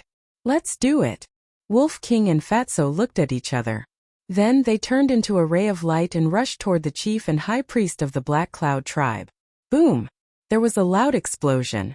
One man and one wolf could be said to be unstoppable, directly killing two people. Now only Yi Qi was left alive. Qin Feiyang looked at Yi Qi and said, "Actually, I sympathize with you. If you didn't pester me endlessly, I wouldn't have killed you." "What's the point of saying all this now?" Yi Qi smiled sadly and rushed toward Qin Feiyang like a moth to a flame. Qin Feiyang stepped forward and stabbed the Chang Shui into Yi Qi's heart. However, Yi Qi didn't seem to feel any pain. He looked at Qin Feiyang and begged, "Please let my tribesmen go, okay?" "Okay." Qin Feiyang nodded and slowly pulled out the Chang Shui. "Daughter, father is coming to accompany you." Yi Qi muttered to himself and fell toward the glacier below. There was no fear on his face. Instead, there was a kind smile on his face. Sigh. It's all because of greed. Qin Feiyang felt the same. If Yi Kai hadn't plotted against him because of the wealth, Yi Qi wouldn't have died. Whoosh! He turned to look at Wolf King and Fatso and said, "Go to the two tribes immediately and clear out their treasuries." Fatso frowned and said, "Are we really going to let their tribesmen go?" Qin Feiyang said, "We're not that mysterious, madam. Don't kill the innocent." "Okay, you have the final say." Fatso nodded. Whoosh! The man and the wolf started to rush towards the two big tribes at top speed. Qin Feiyang glanced at the 4 corpses and slowly followed. As for the tall man and the short man, they were paralyzed on the ground. Their faces were ashen and lifeless. Qin Feiyang couldn't be bothered to pay attention to them. Not long after, Fatso and Wolf King landed in 2 different tribes. The chiefs and high priests of the 2 tribes had fallen, and no one could stop them. Very soon, they cleared out the treasuries of the 2 tribes and left under the hateful gazes of countless people from the 2 tribes. Moreover, they also took away the alchemy fire. The alchemy fires of the 2 tribes were both 5th-grade alchemy fires. Although it was useless, it could be sold for money in the future. In addition to the alchemy fires of the Qingyuan, Quicksand, and Black Mountain tribes in the second area, Qin Feiyang and the others now had 5 kinds of 5th-grade alchemy fires. If this were to be auctioned, it would definitely fetch a sky-high price. Done. After meeting up with Qin Feiyang, Fatso and Wolf King both smiled proudly. Boom! But at this moment, a terrifying sacred aura descended upon the area. The 2 men and 1 wolf raised their heads and saw a group of people descending from the sky. The leader was a middle-aged man wearing a black robe. He had a square face and black hair that was like a waterfall. His expression was particularly gloomy. Beside this person stood a middle-aged man with thick eyebrows and big eyes. He was about 1.9 meters tall and wore golden armor. He was filled with a valiant aura. Behind the 2 of them, there was a group of black-armored guards. There were more than 30 of them, and each of them exuded an extremely powerful aura. Fatso's gaze trembled as he thought to himself, 2 war saints, the rest are all 9-star war sect S. They're not easy to deal with. Do I need you to say that? Wolf King rolled his eyes at him. At the same time, the black-clothed middle-aged man and the others also saw Qin Feiyang and the others, and their eyes immediately turned cold. The golden-armored man shouted, "Qin Feiyang, hand over the heavenly sun flame immediately." Wolf King said disdainfully, "You say you'll hand it over? Who do you think you are?" "I am the commander of the guards of Heavenly Sun City." The person beside me is the City Lord of Heavenly Sun City. The golden armored man said. City Lord of Heavenly Sun City. When the people of the two tribes below heard the identity of this group of people, it was as if they had been injected with chicken blood. Whoosh! One figure after another rushed into the sky and knelt in front of the City Lord of Heavenly Sun City. My Lord Qin Feiyang just cruelly killed our tribe's leader and high priest. He even looted our treasure vault and pill fire. His methods are extremely vicious. My Lord, please uphold justice for us. The group of people howled in grief and tears streamed down their faces. What? The golden armored man flew into a rage and shouted at Qin Feiyang. Isn't it enough to kill all the people in the first and second regions? You still want to kill the innocent here. Qin Feiyang didn't want to explain anymore, because it was useless. He was destined to carry these scapegoats forever. At the same time, the City Lord of Heavenly Sun City also sized up Qin Feiyang and said, You look very young. Why did you do such a heartless thing? What is heartless? Qin Feiyang asked with a smile. The City Lord of Heavenly Sun City's face turned cold. Stubborn. Take him down. Boom. The golden armored man and the group of black armored guards released their auras and charged toward Qin Feiyang's group of 3 with murderous intent. Go and tell the Tower Lord of the 4th region that I will also go and steal his pill fire. Qin Feiyang smiled faintly and disappeared with Wolf King and Fatso. Where is he? The golden armored man and the others looked at each other. The City Lord of Heavenly Sun City's pupils constricted slightly. However, it wasn't because of Qin Feiyang's sudden disappearance, but because of the words that Qin Feiyang said before he disappeared. He actually wanted to go to the 4th region to steal the pill fire? Moreover, he said it in advance. This was simply looking down on the pill tower. City Lord, they are a group of fugitives. We can't let them go just like that. Please, my lord, you must kill them and return justice to our 2 great tribes. Return peace to the 3rd region. The 2 tribes roared with grief and indignation. The City Lord of Heavenly Sun City glanced at the 2 tribes below with murderous intent in his eyes.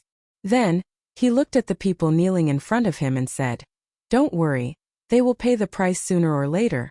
Thank you, Lord. Everyone bowed. Let's go. The City Lord of Heavenly Sun City looked at the golden armored man. We're leaving just like that? The golden armored man was a little stunned. What's the point of staying here when they're all gone? The City Lord of Heavenly Sun City said expressionlessly. Most importantly, he had to tell the Tower Lord of the 4th region what Qin Feiyang said as soon as possible so that he could be prepared. The golden armored man frowned and opened a portal. Then a group of people filed in and soon disappeared. Because of the Heavenly Sun Flame being stolen, Qin Feiyang's reputation in the 3rd region rose to another level. However, it was infamy and infamy. Now, as long as they talked about Qin Feiyang, they basically wanted to kill him. Inside the ancient castle, little Qin Zi, why did you say that we're going to the 4th region? Wolf King and Fatso looked at Qin Feiyang suspiciously. Of course it's for Mu Qing. The Heavenly Thunder Flame, the Heavenly Frost Flame, and the Heavenly Sun Flame all hide some kind of secret. Therefore, I suspect that the pill fires in the last few regions may be the same as these 3 types of pill fires. And Mu Qing, after stealing the Heavenly Sun Flame, should also go to the 4th region. I said this to make the Tower Lord of the 4th region vigilant, Qin Feiyang said. That's brilliant. Fatso gave a thumbs up and said with a sinister smile, as long as the Tower Lord of the 4th region receives the news in advance, he will definitely set a trap. At that time, if Mu Qing continues to pretend to be us, he will definitely suffer a great loss. Yes. We've always been tricked by him. It's time for us to get back at him. Besides, judging from the current situation, Mu Qing has the coordinates of all the pill towers in the major regions, but we don't know anything about them. We can't compete with him in speed at all. So, we can only use this method to slow him down, Qin Feiyang said. It's a good idea, but the old witch beside him is a combat emperor. Can the Tower Lord of the 4th region stop them? Wolf King said. Qin Feiyang said with a smile, Don't forget that the pill tower is also a mysterious behemoth. Let's wait and see. Then what should we do now? Fatso asked. I have to rush to the 4th region immediately. You guys continue to organize the medicinal herbs. After Qin Feiyang finished speaking, he left the castle. The people of the Black Cloud tribe and the White Cloud tribe who had yet to calm down were terrified when they saw Qin Feiyang appear again. However, Qin Feiyang ignored them and opened the teleportation gate, descending above a plain. The plain was vast and boundless, covered in white snow. On the left, 2 miles away from Qin Feiyang, there was a huge city. The city covered an area of tens of miles, and the buildings were of varying heights, emitting an ancient aura. Around the city there was a tall city wall. It was completely black like a giant python, emitting a cold luster. At the city gate, countless people were entering and exiting. There were hunters, merchants, peddlers, and young people who went out to play. Above the city gate, 3 bold words were carved. Tianyang City. Qin Feiyang stood in the air, looking at Tianyang City. His eyes flickered as if he was deep in thought. Look, isn't that Qin Feiyang? Suddenly, a cry of surprise sounded from below. On the snowy plains there were many people coming and going. Hearing this cry of surprise, they all looked up. That's right. He is Qin Feiyang. He actually dares to come back? Quickly informed the city lord. The noise was like a tide sweeping across the sky and waking Qin Feiyang up. Glancing at the crowd below, he turned into a stream of light and disappeared into the sky like lightning. Originally, he wanted to go to Tianyang City to ask around. Who knew the coordinates of the 4th region? But after thinking about it, according to the situation of the 1st and 2nd regions, other than the pagoda master of the 3rd region, no one should know. And the pagoda master of the 3rd region must also be a battle saint level existence. So after hesitating for a while, he gave up on this idea. At the same time, in the central region of Tianyang City, there was an ancient stone tower. The stone tower towered into the clouds, exuding an obscure aura. This was the Pill Tower of the 3rd region. At this moment, inside the Pill Tower, in an alchemy room, the city lord of Tianyang City and a middle-aged man were sitting opposite each other. This middle-aged man was about 1.75 meters tall. He looked very ordinary and his body was very thin. However, he had a head of eye-catching red hair like a piece of flame. He was also wearing a long red robe. However, the aura he exuded was stronger than the city lord. That's right.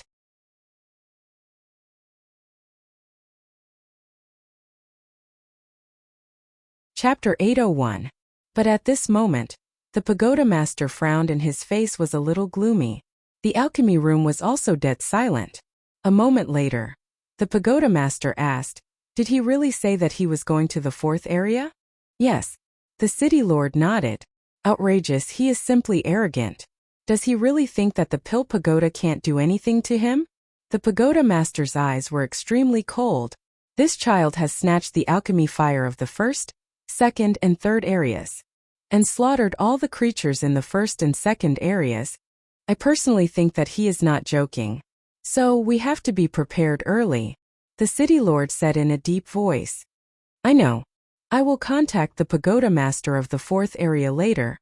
As long as he dares to go, I guarantee that he will not return. However, you have to continue to search for his traces.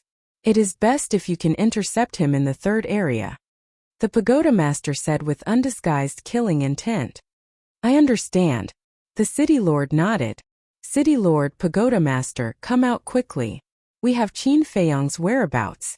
Suddenly a loud shout sounded. And the two of them looked at each other and immediately got up to leave the Pill Pagoda. At the same time, in front of the Pill Pagoda, there was a huge square paved with white jade. In the middle of the square, a tall man in golden armor was constantly walking back and forth with an anxious expression. It was the guard commander of Tianyang City. Where is he? The city lord and pagoda master walked out of the Pill Pagoda and immediately asked when they saw the guard commander. Outside the city, the guard commander said. As he spoke, he opened a portal and the 3 of them rushed in one after another. But when the 3 of them descended above the city gate, they did not see Qin Feiyang's shadow at all. The guard commander lowered his head to look at the guards guarding the city gate and frowned. Didn't you send me a message saying that Qin Feiyang appeared? Where is he? He left again. One of the guards said. Left? The 3 of them looked at each other with a trace of anger in their eyes. The pagoda master asked, where did he go? That way. The guards pointed to the west. The three of them looked over and frowned. What did this little bastard want to do? Suddenly, the pagoda master's eyes trembled as he said in a deep voice, I should have guessed where he's going. Where? The city lord and the guard commander looked at him in surprise. The fourth area. Because that direction is the direction to the fourth zone. The pagoda master replied. What? He really went there? The two city lords looked at each other. Was this kid really not afraid of death? The pagoda master looked at the void, his eyes flickering. Suddenly, the corners of his mouth lifted, and he said with a cold smile, but this is a good thing. Good news? The city lord and the guard commander were puzzled. How could this be a good thing? The pagoda master said, think about it, why would Qin Feiyong want to pass through here to reach the fourth area? The city lord said, is there a need to think about it? Tianyang City is the only way to the fourth district. No. The fact that he passed by Tianyang City only means that he doesn't have the coordinates of the fourth zone. The pagoda master smiled. Yeah. The city lord and the guard commander suddenly realized. If Qin Feiyong had the coordinates of the fourth zone, he would definitely open a portal and directly teleport there. Swish. The pagoda master retracted his gaze and looked at the city lord and the guard commander. Go and track him immediately. Once there is news, inform me immediately. What about you? The city lord asked. Of course I'm going to contact the pagoda master of the fourth zone. Qin Feiyong's strength is not a threat to us. But the old woman beside him is not only mysterious, her cultivation is also unfathomable. Only the big shots of my pill pagoda can kill her. I hope they can come and help. After the pagoda master finished speaking, he opened a portal and walked in without looking back. What a troublesome little bastard. The city lord rubbed his head and looked at the guard commander. I'll go and track him first. You go and gather people and meet up with me as soon as possible. Okay. The guard commander nodded. Whoosh. Immediately, the two turned into a stream of light. One rushed into the city while the other rushed out. As a battle sage, the city lord's speed was naturally much faster than Qin Feiyong. The distance was getting closer bit by bit. At the same time, above a glacier, a white stream of light flashed past like lightning. It was Qin Feiyong. Looking at the glacier below, there was a trace of worry between his brows. Because along the way, the aura of the beasts he sensed below were basically all battle masters. It was hard to imagine how many terrifying beasts were lurking on the dividing line between the third zone and the fourth zone. And, suddenly, he stopped in the air and turned his head to look behind him. There was a trace of surprise in his eyes. Swish. Following closely, he swooped down and entered the jungle below. Hiding in a bush, he restrained his aura and looked up. Not long later, then he saw a figure flashing across the void above him. It was the city lord of Tianyang City. Why is he chasing after me? Qin Feiyong frowned. Could it be that this person had already figured out that he did not have the coordinates of the fourth zone? If that was the case, then it would be lively along the way. Swish. Suddenly, he disappeared out of thin air and appeared in the castle. In addition to the black dragon snake, Fatso, Wolf King, Lu Hong, the pangolin beast, and the winged snow eagle were all sorting out the medicinal herbs. How is it? Qin Feiyong asked with a smile. Too much. It's impossible to sort it out in 1 or 2 days. Fatso wiped the sweat on his forehead and shook his head. It's been hard on you. Qin Feiyong smiled. First he got the relics left by Pei Zhongfeng. Then he got the Chenkuan bags of the Songhai tribe and the Black Lion tribe. Finally, he looted the treasuries of the Black Cloud tribe and the White Cloud tribe. Adding all these together, it was hard to imagine how many medicinal herbs there were. So sorting out these spoils of war would not be an ordinary tiring task. Qin Feiyong was also very glad to have this group of friends by his side. Because if there were no others, he would have to do these things himself. What's hard on you? What's more, with so many treasures, even if it's hard, it's worth it. Fatso chuckled. After that, Fatso looked at the winged snow eagle next to him and said, I've already gathered a set of medicinal herbs for the small creation pill.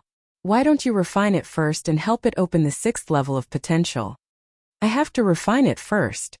Hearing Fatso's words, the winged snow eagle became excited and roared with red eyes. You're so impatient. Qin Feiyong rolled his eyes and looked at Fatso.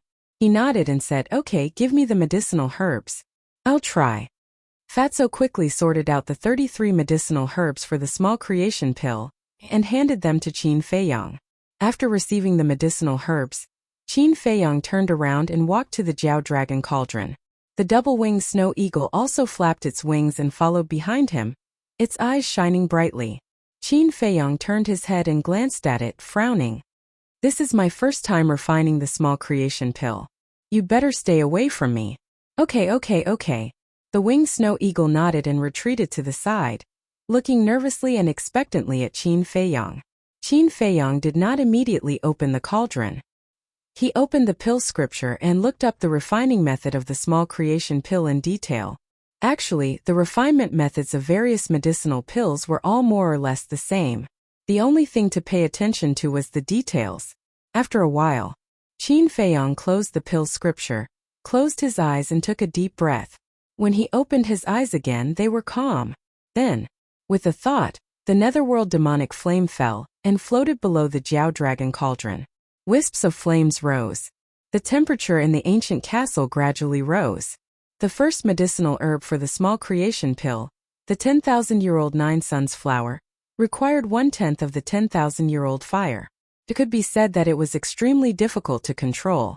Even the experienced Qin Feiyong didn't have much confidence in this, because in the past refining pills the fire required was basically 5, 10, 20% and so on. The most important thing was that every 10,000-year-old medicinal herb was very precious, especially the first 3 medicinal herbs for the small creation pill. Nine Suns flower, snow crystal, blood ginseng. If one of these 3 medicinal herbs was accidentally wasted, his heart would bleed. So, at this moment Qin Feiyong was especially cautious. Before putting in the medicinal herbs, the control of the fire must be 100% accurate. Before the Nine Suns flower was put in, he was already sweating. His expression was also extremely solemn. Seeing this, Fatso and the others also stopped what they were doing and looked nervously at Qin Feiyong. They did not dare to make the slightest sound, afraid that they would startle Qin Feiyong.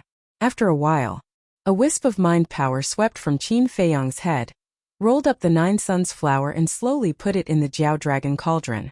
The process was very smooth and there were no accidents.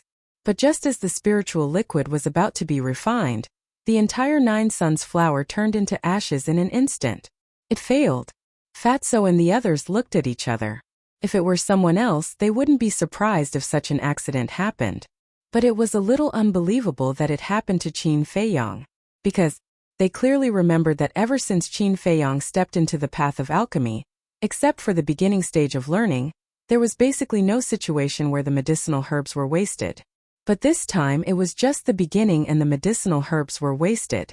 Was this small creation pill really so difficult to refine? Qin Feiyong was also a little angry.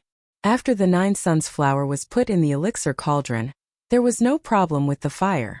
But when the spiritual liquid appeared, there was a slight change in the fire due to a trace of emotional fluctuation. But this change was not big and could even be described as insignificant.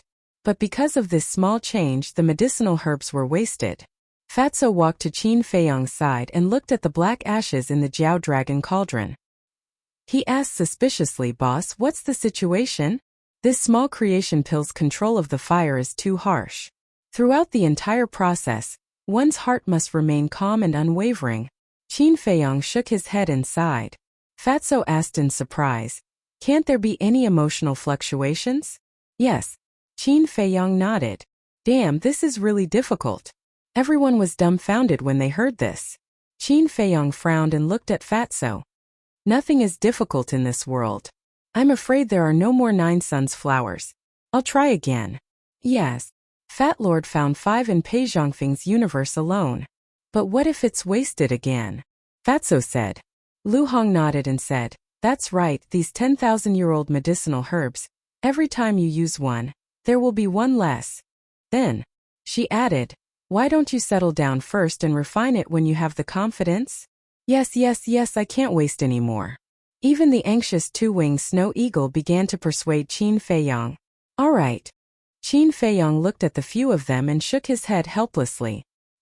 He sat cross-legged on the ground and closed his eyes to concentrate. Fatso and the others also fell silent. And in order not to disturb Qin Feiyang, they even controlled their breathing and heartbeat to the lowest. For a moment, the ancient castle fell into a dead silence.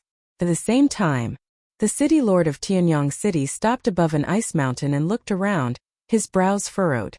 What was going on? Why didn't he see Qin Feiyang after chasing for so long? Logically speaking, with Qin Feiyang's speed, it was impossible for him to be so fast.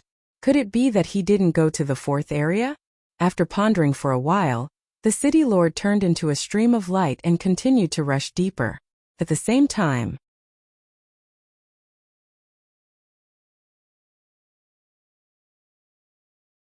Chapter 802. In the castle. About 100 breaths passed. Qin Feiyang let out a long breath and opened his eyes. He stood up and looked at Fatso. It's about time, give me the 9 suns flower. So fast? Fatty was stunned for a moment before he asked, is that really okay? Cut the crap. Qin Feiyang rolled his eyes at him. Could he have some confidence in him? Fatso chuckled and took out a stalk of 9 suns flower and handed it to Qin Feiyang. Qin Feiyang turned and walked to the front of the Jiao Dragon cauldron. Without any hesitation, he opened the cauldron again.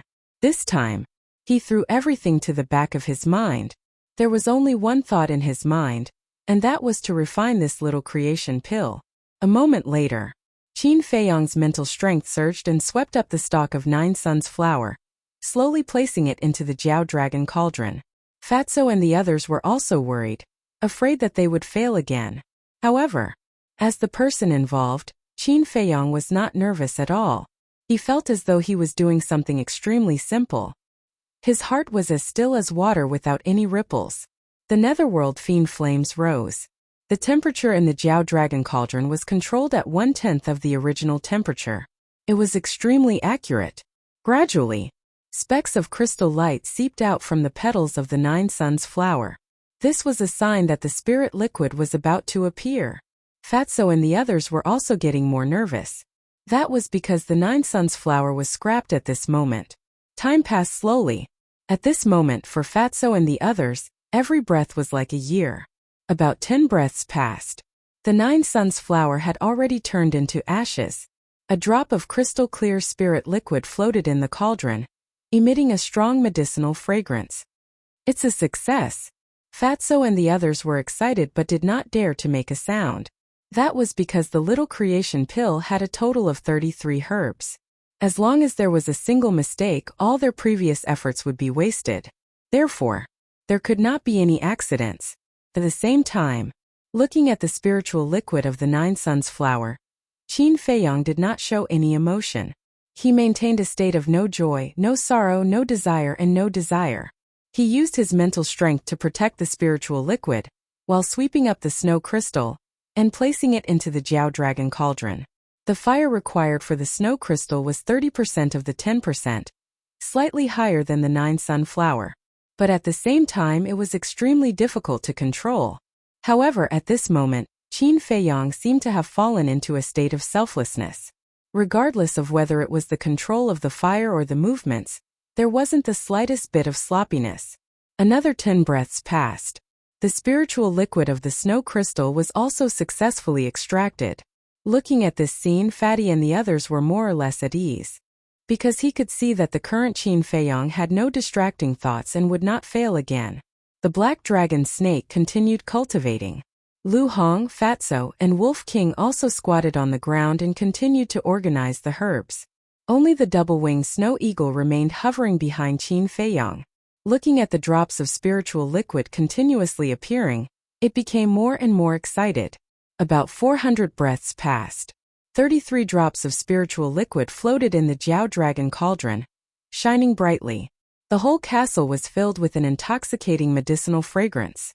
Only one step left. The double-winged snow eagle muttered secretly, its palm-sized body trembling. At the same time, it couldn't help but worry.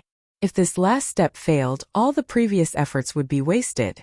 However, Qin Feiyang did not panic at all, as if nothing could disturb him at this moment.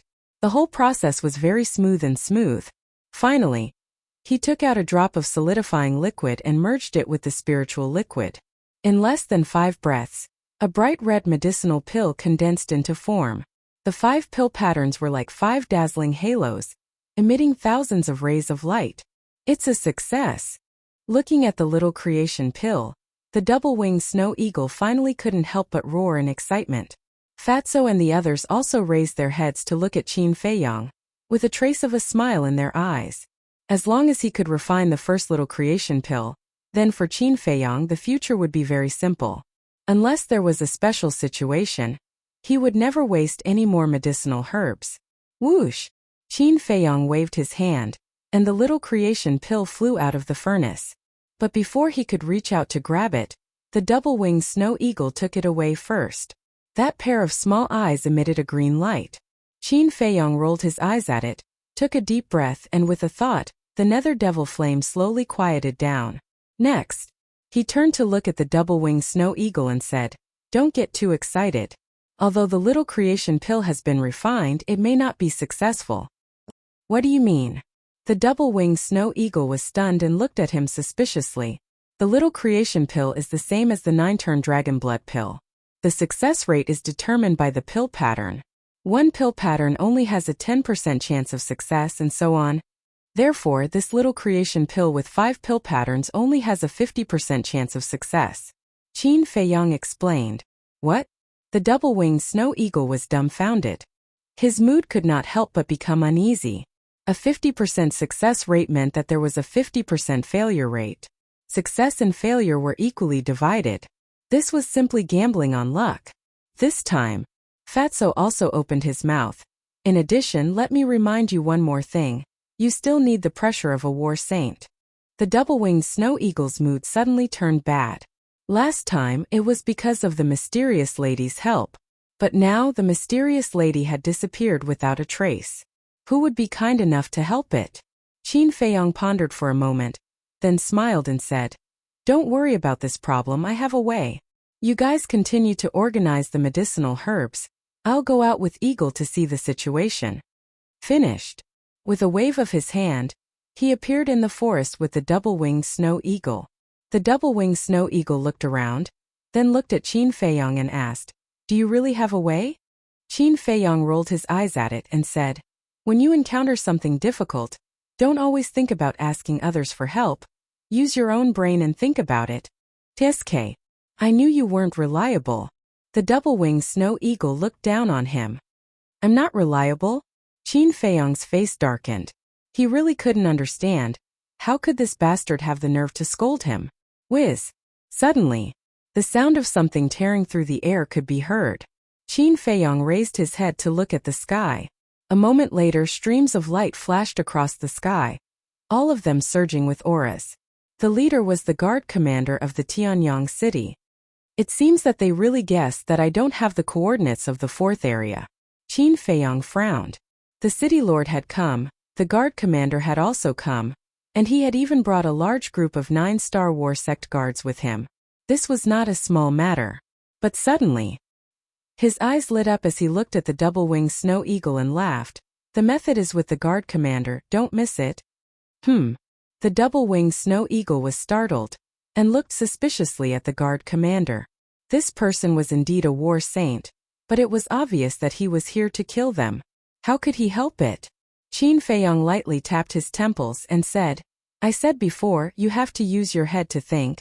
Can't you just say it?" The double-winged snow eagle looked at him unhappily, lowered its head, and fell into deep thought. Qin Feiyang said, "You have to hurry up, otherwise when he goes far away, you won't even be able to catch up." This could also be considered training the double-winged snow eagle. Although the double-winged snow eagle was following him now and had no intention of leaving, there would always be a time when they would part. If there was something in the future that required it to do alone, how could it do without a brain? Of course, he could also see that the double-winged snow eagle was not stupid, but just like Wolf King, it did not like to use its brain. In any case, you have to think of ways to force these guys. Isn't there a saying that goes like this? If you don't hit, you won't become anything. For the double-winged snow eagle, if you don't force yourself, you won't become anything. As a war saint, the leader of the guards was naturally very fast. In just a short while he was about to disappear into the horizon. Qin Feiyong frowned. You still haven't thought of it? Can you not rush me? The double-winged snow eagle said angrily. It was very dissatisfied with Qin Feiyong. He clearly had a way, but he did not say it and forced it to think on its own. Wasn't this torture? Moreover, there was so little time, what could it think of? Got it. But in the next moment, an idea flashed in its mind, and it stored the small creation pill in its sea of qi. Without hesitation, it rushed into the sky and roared. The people in front, come back. The roar was like thunder, resounding in all directions. The leader of the guards and the others were stunned. They all stopped in the void and turned to look at the double-winged snow eagle. His gaze suddenly turned cold. When he was at the Black Cloud tribe and the White Cloud tribe, he had seen the double-winged snow eagle, so he naturally recognized it at a glance. Whoosh!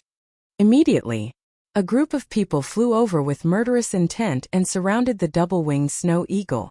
The leader of the guard scanned below and did not find Qin Feiyong hiding in the forest. He then looked at the double-winged snow eagle and said in a deep voice, Where is Qin Feiyong? The double-winged snow eagle said angrily, Don't mention that bastard. Bastard? When Qin Feiyong heard this, his face could not help but twitch. He was not angry, and looked curiously at the double-winged snow eagle. He wanted to see what this guy had thought of. At the same time, the leader of the guards and the others were also stunned. Wasn't this snow eagle Qin Feiyong's partner? Why did its attitude suddenly become so bad? The leader of the guards frowned and asked, What do you mean? The double-winged snow eagle said, Not long ago, didn't we loot the treasures of the Black Cloud tribe and the White Cloud tribe? Yes. The leader of the guards nodded. You don't know Qin Feiyong, that little bastard actually took all the treasures. You say, if this emperor didn't help him, with his 7-star battle master cultivation, can he kill the leaders of the 2 tribes? The double-winged snow eagle said with righteous indignation. The group of people looked at each other. It turned out that they had fallen out because of the unequal distribution of the loot. The leader of the guard's eyes flashed and nodded. It is indeed a bit too much. Where is he now? Tell me, I will help you wash away the shame. Really? The double-winged snow eagle asked. The leader of the guards nodded. That's good, with your help we can definitely cut him into pieces. The double-winged snow eagle was overjoyed, and its eyes were filled with killing intent. The leader of the guards chuckled and said, Then quickly tell me his whereabouts. Okay. The double-winged snow eagle nodded, but then shook its head. No, this emperor can't tell you for free. How about this, give this emperor 100 spirit sea pills, 100 essence soul pills, and this emperor will tell you where he is hiding. Hearing this, the leader of the guard's face suddenly darkened. Isn't this asking for too much? You know, whether it was the spirit sea pill or the essence soul pill, they were both extremely rare and priceless. Not to mention him, the leader of the guards, probably even the city lord wouldn't be able to take out so much. The double-winged snow eagle said, If you don't have it, then don't talk about it. Anyway, there are still many people who want to know the whereabouts of Qin Feiyong. This guy is smart. Qin Feiyong couldn't help but exclaim. If the leader of the guards really gave it to him, then he would have made a huge profit. If he didn't give it to him, he wouldn't lose anything. I only have 2 spirit sea pills and 3 essence soul pills on me. If you are willing to tell me, I will give them all to you. But if you want to take the opportunity to blackmail me, then let me tell you, I'm afraid you won't even get the last heal pill. The leader of the guards pondered for a moment and said, You're still threatening this emperor? Do you think this emperor is scared? No, is it? Then goodbye, don't send me off. The double-winged snow eagle sneered arrogantly, then flapped its wings and soared into the sky. You are courting death. The leader of the guards clenched his fists, and his saint aura suddenly burst out. He rushed toward the double-winged snow eagle like a tidal wave. Hey! The double-winged snow eagle snickered and quickly stopped. He looked at the leader of the guards in horror and nodded. Okay, I agree. The leader of the guards frowned, withdrew his saint aura, and shouted. Then tell me. Well, shouldn't you give me the pills first? Don't misunderstand, it's not that I don't trust you, but just in case. The double-winged snow eagle hurriedly said. The leader of the guards took out 5 pills and threw them to the double-winged snow eagle without hesitation. I've made a fortune. The double-winged snow eagle was delighted. He put away the 5 pills, turned into a stream of light, and quickly fled. I didn't know that this bastard was a sly old fox. Qin Feiyang shook his head and laughed. The double-winged snow eagle said all that nonsense just to get some benefits. The leader of the guards was also stupid. He really believed the double-winged snow eagle's nonsense and gave it the pills. And now it was time for the main event. Because the double-winged snow eagle did that to provoke the leader of the guards, so that he would release his Saint Aura and imprison it. As expected. Seeing the double-winged snow eagle take the pills and run away quickly, the leader of the guards was furious. How dare it trick him? How reckless! Boom!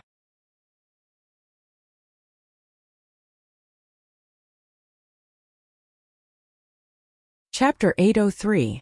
This is the moment I've been waiting for. The double-winged snow eagle snickered as it took out the small creation pill and swallowed it without anyone noticing. The energy of the small creation pill quickly spread throughout its body. An indescribable pain instantly engulfed its body and mind. Although the double-winged snow eagle had opened the gate of potential and tasted this kind of pain, it still could not help but howl in pain. However, the guard leader thought that it was his Saint Aura that caused the double-winged snow eagle such pain. Therefore, not only was he not vigilant, he was even complacent. He looked at the double-winged snow eagle mockingly and said, "Hurry up and tell me, or you'll die a horrible death. Although Qin Feiyang was unjust to me, this emperor will definitely not do something like betraying a friend for glory. If you have the ability, use your Saint Aura to crush me." The double-winged snow eagle roared. The pores all over its body were spurting blood. In just a moment, its snow-white feathers were dyed red. Fresh blood splattered everywhere. It was a shocking sight. Unheard of. The guard leader's eyes turned cold as he unleashed all his Saint Aura to suppress the double-winged snow eagle. At this moment, the double-winged snow eagle felt as if there were a few giant mountains crazily crushing its body.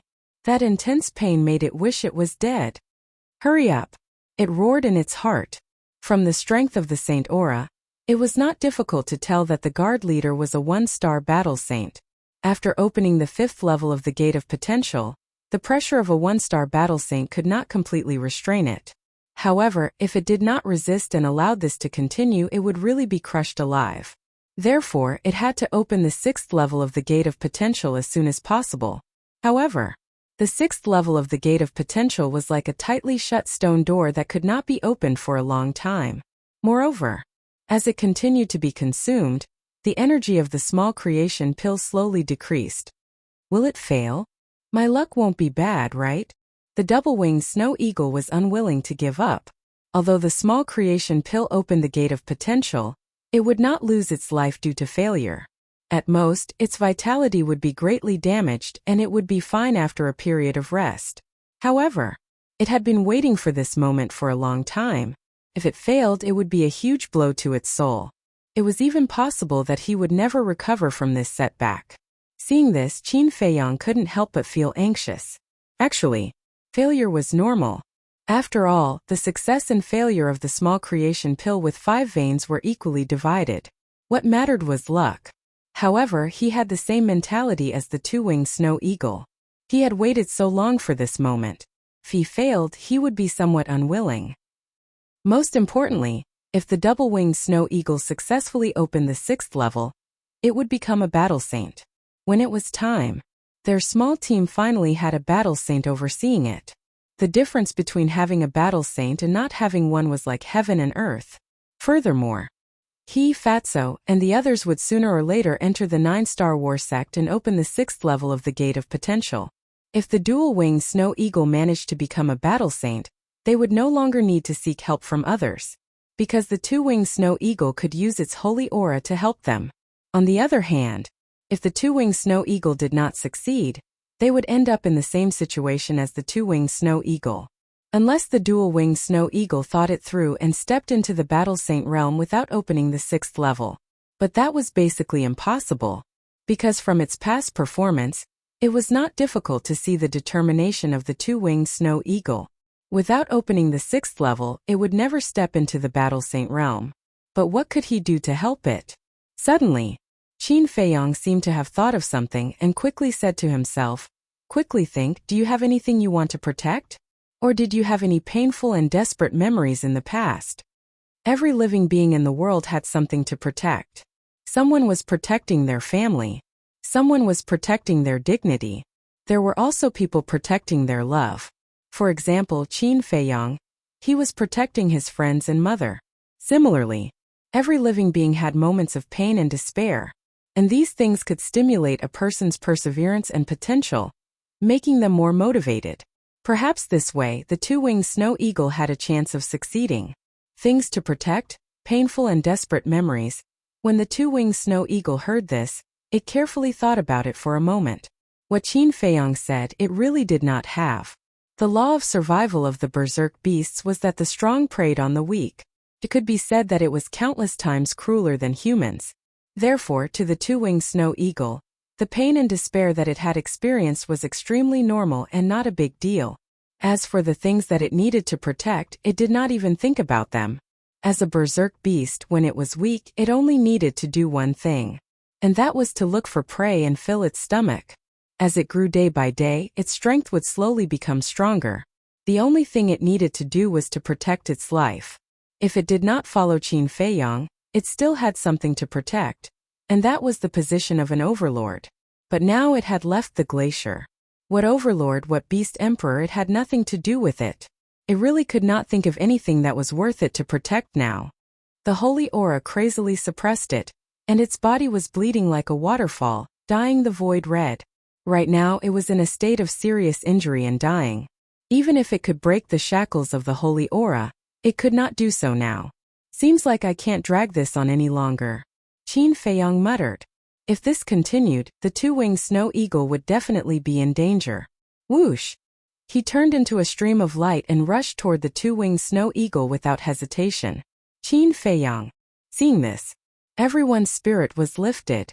The guard commander shouted, "Quickly take him down." The group of guards immediately rushed towards Qin Feiyang with a ferocious aura. At the same time, the two-winged snow eagle looked at Qin Feiyang, who desperately rushed up to save it, and its eyes were filled with confusion. Even if it was a narrow escape, it would never abandon its companions and escape alone. Was this the friendship between friends? I thought of it. In the past there was indeed nothing worth protecting, but now there is. Suddenly, the confusion in the eyes of the two-winged snow eagle dissipated and was replaced by a trace of smile. Its whole body was full of fighting spirit. An unyielding will broke out of its body and shook the sky. Yes, this emperor is no longer fighting alone. This emperor now has a group of companions who treat each other with sincerity. What this emperor wants to protect is them. Break for me. The two-winged snow eagle let out a long cry, and a dull loud sound suddenly exploded from its body like thunder shaking the sky. That moment, a bright light bloomed from between its eyebrows, as dazzling as the scorching sun. It succeeded? Qin Feiyang was stunned. The guard commander and the others were puzzled. What had happened? How dare you bully this emperor's friends? You are courting death. The next moment, the two-winged snow eagle returned to its original form and instantly broke the shackles of the holy aura. That huge body suspended in the sky emitted a monstrous aura. And that aura, like a volcanic eruption, was still crazily soaring. Is it going to break through? Qin Feiyang was surprised. Sure enough, in less than 3 breaths, the two-winged snow eagle's aura soared to an unprecedented height. Battle Sage. In its aura there was a terrifying holy aura. It really broke through. Qin Feiyang murmured, feeling like he was dreaming. But then, a gratified smile crept up on his face. Having successfully opened the 6th level of the Gate of Potential, the potential of the two-winged snow eagle was already unfathomable. He reckoned that even Fatso and the others could not compare to it now. Most importantly, in the words of the two-winged snow eagle, he heard the concern. He understood. At this moment, the two-winged snow eagle had finally completely integrated into this small team, and was of the same mind as everyone else. Die all of you! The two-winged snow eagle's murderous nature was unleashed, and it turned into a ray of light. Everywhere it passed, it was accompanied by screams, and the guards fell one after another, dyeing the sky red with blood. In less than 5 breaths, the group of guards was completely annihilated. Whoosh! It looked at the guard commander again. Looking at that pair of sharp eagle eyes, the guard commander could not help but shudder, and instinctively became frightened. What are you afraid of? I won't eat you. The two-winged snow eagle smiled coldly, and its battle aura gushed out, turning into a huge wave that covered the sky, and rushed toward the guard commander. Don't be so arrogant. The guard commander flew into a rage out of humiliation. Yes, what was he afraid of? The opponent was just an ant that had just broken through to become a battle sage. Moreover, he had a battle art. If they were to fight with the advantage of his battle art, he could easily crush the opponent. He stretched out his hands, and his battle aura went against the current like a tide. Clang! A huge sword that was a few hundred feet long suddenly appeared in the sky. Slash! Following his angry roar, the huge sword split the sky, and disintegrated the huge wave like a hot knife through butter. Qin Feiyong glanced at the huge sword, and reminded, an upper-class battle art? It's just an upper-class battle art. Why are you so arrogant? Goshawk dominating body. The two-winged snow eagle immediately showed disdain, and in an instant its feathers and eyes turned blood red. Its aura increased rapidly, and it could topple mountains and overturn seas. Immediately after, it spread its wings and a gust of wind whizzed out, crushing the huge sword in an instant. Puff! The guard commander spat out a mouthful of blood, and his body kept retreating, his face full of disbelief. How was it possible that his battle art had been shattered so easily? And its aura, had it reached the level of a 5-star battle sage? What was going on? Could it be? Terrifying thoughts suddenly crept into his mind. A perfect battle art. Because only a perfect battle art could raise a person's strength by 4 levels. Your so-called advantage is nothing more than a joke in this emperor's eyes. The two-winged snow eagle smiled disdainfully. Its huge body seemed to be dripping blood, and it was filled with a terrifying aura. Is it really a perfect battle art? The guard commander asked. Yes. The two-winged snow eagle nodded. This is impossible. The guard commander shook his head vigorously. Even the ruler of the 3rd district, the city lord, did not have a perfect battle art. A beast actually claimed to have a perfect battle art. Wasn't this too ridiculous? Boom! Suddenly, his body was filled with an unprecedented aura. The two-winged snow eagle said, I advise you not to activate your battle soul. The guard commander was stunned and sneered. Are you afraid? Afraid? Yes, I am afraid. But I am afraid that you will humiliate yourself. You're tuning in to the Li Mei Sword of Destiny YouTube channel. We're so grateful for your support, and don't forget to subscribe to join us on this incredible journey through captivating stories. Your generosity through donations truly makes a world of difference, as it's the primary source of revenue that allows me to expand and enhance this channel for you. Thank you from the bottom of my heart for being a part of this adventure.